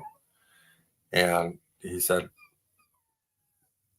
I kind of know what you're talking about. I'm pretty sure I know what you're talking about. I said, yeah. He says, there are certain things you can't say to me. He says, it's not because as a human being, it would bother me, like you guys, where you got this unbelief, like, you're an unbeliever, right? And he said, it doesn't rub me the wrong way. He says, when I hear it, he says, it frightens me. It frightens me so much to the point that my nature takes over. And he says, I don't want to be destructive while I'm here. This is, I want to be constructive. So he says, it's not, it's kind of like, I think the best way he explained it was, it's kind of like if you sneeze and you actually, you sneeze and accidentally hit a nuclear button, like you hit the button to a nuclear missile. He said that's kind of what it's like. It's like something goes off in him. He said they've had a problem with that before.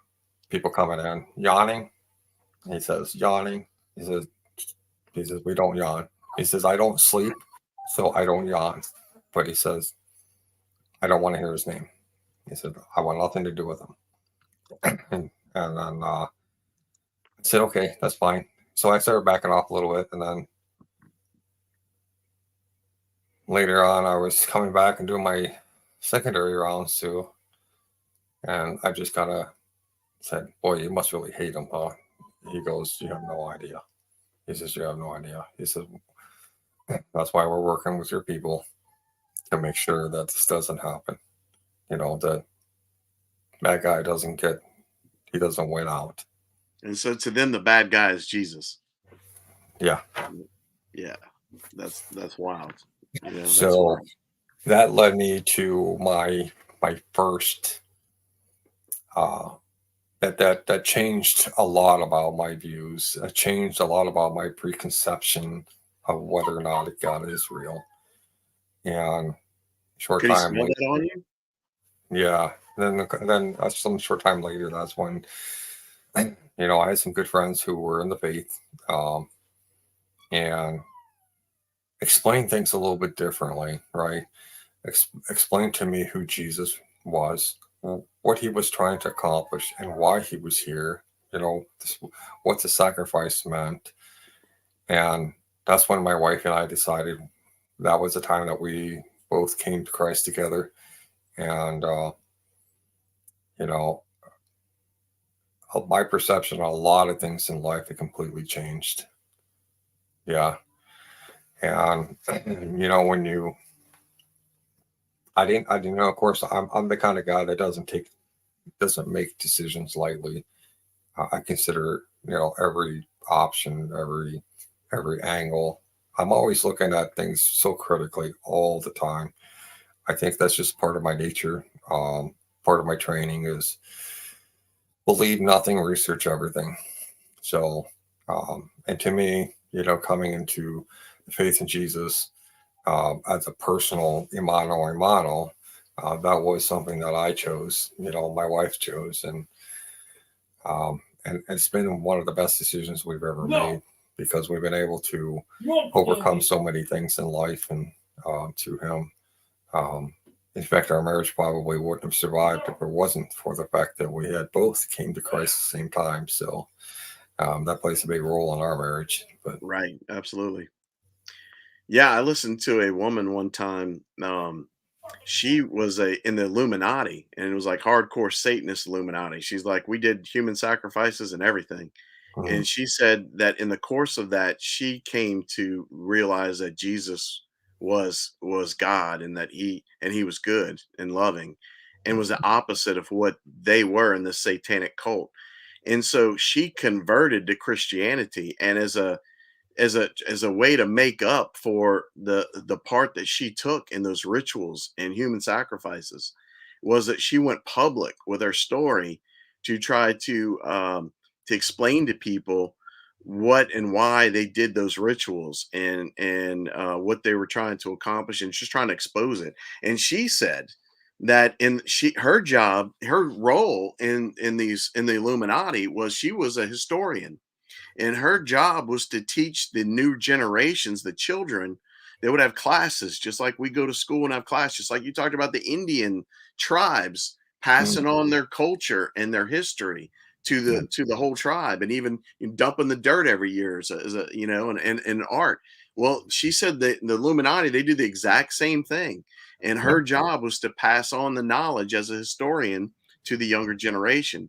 And she said, as a historian, she talked about they came from Atlantis and Lemuria. So she talked about we had advanced technology just like we have today in our ancient past. And even Plato, which is our number one source on Atlantis actually existing, talked about them having advanced technology, having flying vehicles and all kinds of crazy stuff. Even many said that there were giants there. So she claimed that they teach that they are the survivors genetically of Atlantis and Lemuria, which was another continent at the time. And she said that God had sent a prophet, sound familiar, to warn them that if they didn't change their lives, he was going to destroy those Atlantis and Lemuria off the earth. And she said their response was they murdered the prophet of God, and which is common. That's most times what happens to a prophet is he gets axed. People don't like to hear what he has to say from God. It's not pleasant, so they remove the annoying little fly, right? And she said as a result, God destroyed Atlantis and Lemuria. Now, you would think that maybe that would bring them to an aha moment of, hey, I didn't do what I was warned. I got punished. Maybe we should change direction and start listening to what this, God and this Jesus guy has to say. But no, they didn't learn that. They went the opposite, like you're talking about with this Nephilim character, who's like, I'm all in on the enemy side because in the coming war, we want to stop this guy. Which you would think with all that, I've learned. I grew up with intellects and intellectuals. My stepfather was nominated for a Nobel Prize. That should give you an idea. I learned to almost have a healthy hatred for intellectuals. If you want to look at the destruction of our country, our universities are all communist, Marxist, and that's like a cancer. It's a poison, and it's destroying our country. It's destroying our youth and everything else. When the real solution is not atheism, it's not agnosticism. It's not communism. It's not the state by any means. If we learn anything on planet Earth, it's the humans suck as rulers, are being trusted in, especially to rule. That America was founded on not trusting government and on being self-sufficient and self-reliant and being armed to protect yourself from your own government. That was it was all built on. Now, and people forget this now, or they're not taught the same now with this communist Marxist education system we have, Well, and a lot of people don't understand what's the end result of communism, and a part of the reason why 2, 3, 4 generations down the road, they start to easily get brainwashed into, getting involved in the whole idea of communism or socialism, which socialism is just one step away from communism. I mean, but one of the things that I like to encourage the viewers to do is go and read a book, and it's called Child 55. It's going to give you the very premise of understanding that in Russia at the time, I believe this was in the 1950s, but there was a class of people that the Russians felt like they were a threat to the communist regime. It's almost like understand that in communism, there's only one religion. That's communism, right? The state, You have no rights. In fact, so much to the point that the coined term of murder does not exist in the vocabulary. And the reason for that is because if it does, then you have, as a population, you could go and you would have a reason to go and attack your own government because you can accuse them of murder, and they don't like the idea of the party being accused of murder. So they remove the word murder from the language. And so that's why, they were able to commit so many atrocities. They starved out a large group of people. I think it was like 20 million people, and they starved them. And in fact, so much to the point that people were turning to cannibalism in Yep. order to survive. And the ones that got lucky, they left that area and went to Moscow, and they were able to do better in Moscow than they were to be able to live off grid in a community with other people who are self-sustainable. But they took away a lot of their grains. They took a lot of the necessity foods that they needed in order to survive. They withheld that from them. And there's nothing good about communism. It doesn't matter who you are. There's nothing, and it's all a lie, because the Yeah. whole premise behind communism, first of all, it's completely atheistic. You're not really allowed to have religion. The state becomes a religion, so that's a big problem right there, because God is everything. If we're not founded on God, what made America great, what makes countries great, is when they're founded on God. So Exactly. the reason the U.S. has fallen is because we're being removed from being dependent on God and being a Christian nation. And it's those values that hold us together as a integrity of a society. See, this, And it's communism does the opposite. It rips you apart. and for us here in the U.S., it started kicking off in 1912. That's when the Rockefeller Foundation started the National Board of Education. Yep. They knew that if they can control the education, they can produce a generation of people who don't care about studying history. They made history so boring and so irrelevant. That's why you see a lot of students throughout the age of the last 100 years. If you failed history class, they didn't care, as long as you had a grade pointing system, so they can keep pushing you to the next grade and to the next level. But if you're concerning math or reading or writing, that's fine. But when it comes to history, they were very lax on it, but they also controlled what information they put into the history book. So you don't know the truth about what has happened over the last 250 years, because they don't want you to know what the founding fathers really thought about the government and why, and even more so to the point of why. I'm trying to think of what his name is. He was a Southern state senator or Southern state congressman. When any nation mistrusts the citizens with guns, it's sending a clear message. It no longer trusts the citizens because a government has evil plans. Exactly. Has evil plans. Yep. No free man shall ever be disbarred the use of arms. The strongest reason for the people to retain their right and to keep bear arms is, as a last resort, to protect themselves against tyranny and government. When government takes away a citizen's right to bear arms, it becomes a citizen's duty to take away the government's right to govern. Yep. And that swings us right back full circle. What happens when only one side, government, has guns? Yeah. You have problems. And that's why, a lot of us, parents that homeschool our children, we get such a bad rap from people, is because the government goes through so much propaganda. They put so much money into propaganda to shame us, because the thing is that as a parent, it is our Like Taylor Swift. job to educate our children. It's not the teacher's job, not the school's job. It's definitely not the federal government's job. It's our job. And I put my first two kids through public school system, but my last one, her 4 years of high school, was all homeschooled. And we got into a lot about history. We talked about Thomas Jefferson, about how he was a big anti-government proponent, right?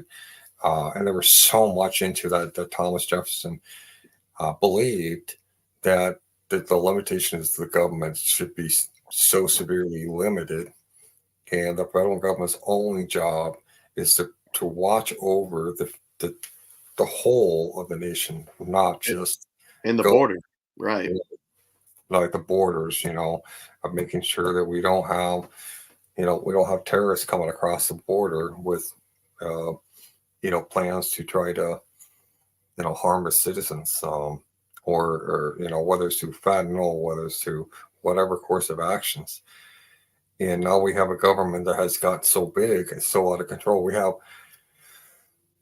to keep it in mind, if you go back to the days of the founding father, we didn't have 3-letter agencies. They did not exist until after Rockefeller got a hold of the created a board of education, and started slowly, very, very slowly. And this is a 100-year plan, but to strip away as much information as possible, and a lot of history that wasn't even taught at all, which is relevant to today. But it's to focus on now teaching the kids to base their decisions off of their emotions rather than their emotional intelligence, which is how can I discern the difference between what is true or what is not true. And that's why we see candidates today who hate Trump, is because it's all emotional based rhetoric that just keep pumping out as much and as often as they can. Right. Which is one reason why I hate social media so much. If you think about the word socialism, media, right? Right. And it's just nothing more than one type of propaganda or another. I mean, don't get me wrong, even the good guys use propaganda in a fashion to try to put out the truth, to try to get people to look at the truth. But then you still also have the bad guys who are more concerned about putting rhetoric out there, so you will react to, like, here's a good example. So before J6 2020 happened, right? Yep. I knew I've been watching the dark web, and so I watched a lot of like the Antifa group, and Antifa actually put out a flyer on the dark web saying, "Come to J6. We're going to be dressed up like Trump supporters. We're going to be doing this. We're going to be doing that." So they're going to try and disrupt him. So. And of course, as soon as you put that out on regular social media, you lose your account, right? So that told me right then and there that all social medias are essentially Chinese controlled. Doesn't matter which one it is. They're all essentially Chinese controlled. Yeah, well, from intelligence, you got to be very careful about the sources that are being controlled. And that's the thing.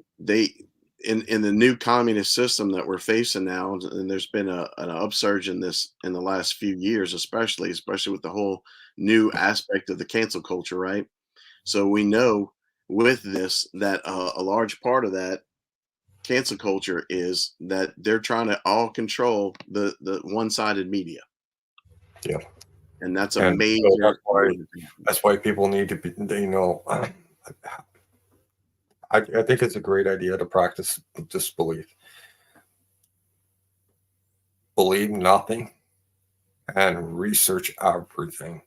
Go down that rabbit hole as deep as you can possibly get, and then come up with your own conclusion based on what are consistent, right? So understand that a lot of times, a lot of the social media, or like Google, for example, we know Google is controlled by a lot of the propagandists, right? So one of the big things I do is I go back to referencing to events that have happened in the past. So I go to my local library and I will dig up books that are predated 1912. And what you're going to find is a lot of stuff there's going to be a lot of writings that's going to talk about certain events that have happened. And you're going to see a consistent pattern. You're going to see a consistent pattern that shows what had happened then and what's happening now. Take example for the polio incident, how that was handled. Right. Related to what has happened in 2020 to now, you're going to see the exact same consistent pattern of behavior done by the propagandists to control the narrative, control the people. Right. And that's why even then a lot of families broke up, because over the whole polio incident. And I've actually got video footage of during that time where a lot of people were, anti, right? Yeah. And they talked about their remedies. They talked about how they handled it, how they did it themselves, and that was, a mainstream. That was a mainstream media at the time. Right. But so that's what the cabals realized, is that why it wasn't successful the first time around, because they didn't have control of the media. That's it. So now, and people don't understand this too. There was actually a law in the United States that you could not knowingly use propaganda on the public, and it was illegal in the U.S. The U.S. government, and I've reported this on the show before and showed clips of it. The U.S. government repealed that law to making it legal to lie and use propaganda. That means lie to its own citizens for an agenda. All right, that's the definition of propaganda. So now, what people don't understand is the intelligence agencies control all the mainstream media and the overwhelming majority of the online social sites. So that's a major, major problem. Going and playing right into what Shawn just reported. Check this out real quick. I just dug this up and put it on. All political power comes from the barrel of a gun. The Communist Party must command all the guns. That way, no guns can ever be used to command the party. All right. All right. Mao Zedong of China. All right. All political power comes from the barrel of a gun. The communists, the government, must control all the guns so that you can't control them. They control you. Now, here's what happens when they control all the guns. This is a Christian that's tortured in China for standing up for his Christian beliefs and his Christian faith in Jesus Christ. That's what happens when only the government controls the guns. All right. Just like I showed earlier, what happens when only the government controls the guns? Look at all these evil leaders all saying we have to control the guns, and then we kill and terrorize the people. Now, Mao Zedong is the king of this because he killed almost 1 billion of his own people in this effort. However, check this out. Whatever the price of the Chinese Revolution, it was obviously succeeded not only in producing more effective and dedicated administration, but also in fostering high moral and community community of purpose. The social experiment in China under Chairman Mao Zedong, this guy, right? Take all the guns so the Communist Party controls everything and everybody. Under Mao's leadership is one of the most important and successful in human history, David Rockefeller. Now, why is he saying that? Because Shawn talked about the Rockefellers creating our education system and standardization in the U.S. You know what else they created indirectly? The AMA, the American Medical Association, and they own and control Big Pharma. All right. Which, funds all the news that you watch on Fox News and CNN. And don't think Fox News is conservative, fair, and balanced. It is not. No. It tries to pretend that it's fair and balanced and conservative. It is not. All right. Do not trust them. You have to go to independent news sources. Alex Jones is one of the best news sources of information I've found in my lifetime. And that's coming from a background of serving in military intelligence. I followed him since 2005, and he's been more accurate than any other news agencies I've ever found in my lifetime. And I know there's a lot of anger and animosity about what the media says and criminalizes him out to be. Most of that, as we are trying to explain, is lies. Listen to Alex Jones. If let's say you go downtown and you're talking to some people, right? And you know something that's the truth, and you're telling them, hey, I read something from a book in 1898, and it talks about the truth about the Industrial Revolution, okay, what the whole purpose behind it and who was controlling it, right, and why, and the conditions of how people were forced into working into these factories, right. And the minute you start talking about it, and people start to disagree with you because they've been under this disinformation education for so long, that you become such a nuisance. You become an outcast, right? You become they call you crazy. If that doesn't work, they try to deplatform you. That doesn't work. And what's the next step? They send the law after you, right? They got to come up with some kind of law saying that you're creating some kind of disinformation, right? That you're trying to you're basically trying to upend everything that they're trying to do. Okay, so because you understand that they spend billions, if not trillions, of dollars, especially over the last how many hundreds of years. So and they don't want all that to go to waste. But it was said by the Rockefellers that it's easier to control a nation of individuals than it is to control a nation of family units. So the first purpose and the first agenda was to get rid of the family unit. And how did they do that? Is by removing to remove the fathers out of the picture. And once the fathers are known to be the protectors of the family, the wives are being forced to go to state or federal for food stamps, for insurance, and all those things. Then they brought about was child support as a way to jail the fathers, to keep the fathers out of the child's life. So now we're in an era And where then the state raises the family. we have a nation of individuals. Women are still, I mean, even now I'm seeing this across social media. Women are starving for the fathers to be involved in their children's lives. Masculinity. Oh, toxic masculinity, you know? Mhm. Or all these feminism is straight up Satanism. And it was created by the Central Intelligence Agency, all right? Which also created this whole movement of transgenderism and everything else. And they push all that. And that's why Right. they've got like in entertainment, you know how it works in media? The banks who they control with all their little occult globalist organizations, they say you can't get bank loans to fund your movie projects unless you have so much DEI involved in it. Oh, and the women have to be the leaders. The men have to be wusses and cowered down and emasculated, while the woman has always got to be the leader, in charge, and the most dominant and effective person, always, in every case, you know, which is not the case.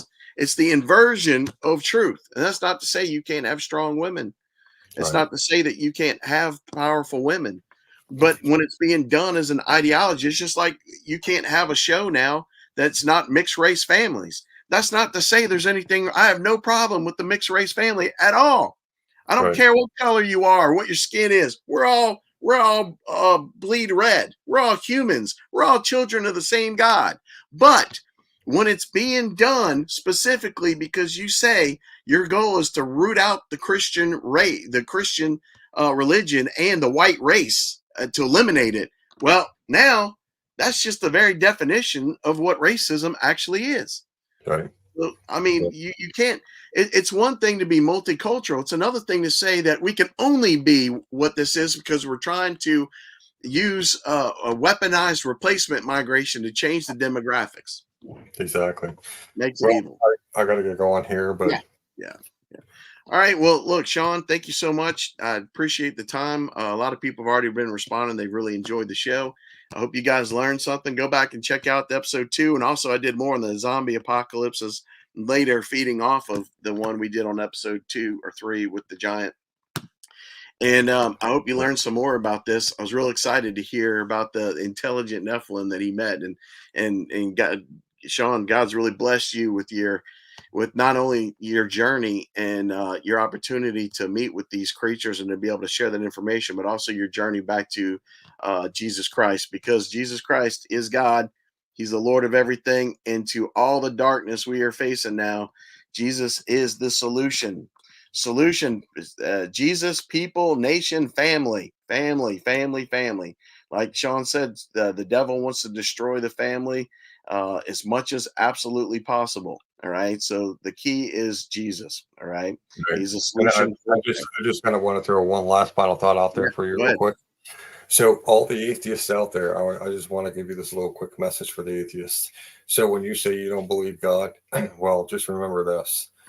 God in the Bible says that he gave us the first breath, right? But he also gives us the last breath.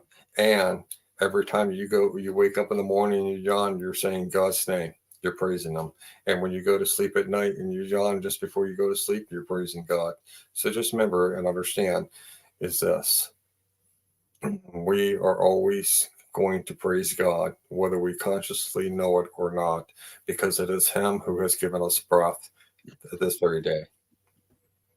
That's right. Absolutely. In fact, just feeding, I didn't know about the yawning thing. Sean's the first source I've ever heard say that, but it makes total sense because there are other studies where they found that even our DNA it's written the code Yahweh in every so many strands of DNA in your cells. It says God, God, God. It says the name of God in your cells. It's in our blood. It's in multiple levels, including down to the DNA that we are written not just in the image and likeness of God. And that's why the evil that is want to change and alter our DNA to dumb us down and remove us slowly from that and replace it to where they can bring back a race of these creatures, that are part human, but they're not what God created in the book of life. Like he talks about in the book of Enoch. Go read the book of Enoch. Look, there's several books. The Ethiopian version, as Sean brought up, is the best, safest version because there's some that are crazy. Just stick with the Ethiopian version. But anyway, I don't want to hold up Sean anymore. I really thank him for coming on and sharing this important information with everybody. Everybody, keep us in your prayers. Keep Sean, his health, and his family in your prayers.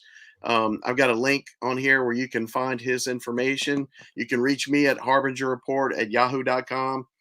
Please hit the like and subscribe button. I'm being heavily shadow banned, as you can see by the numbers on the show. People keep saying they have to resubscribe. The only way the show's going to get out is if you pass it by yourselves. If anyone has information on whistleblowers or information that on stories on this kind of stuff or on cryptids or anything you think would be good, send them to me. Get them in touch with me. You guys help build this show. Thank you all. God bless, and keep the lights on.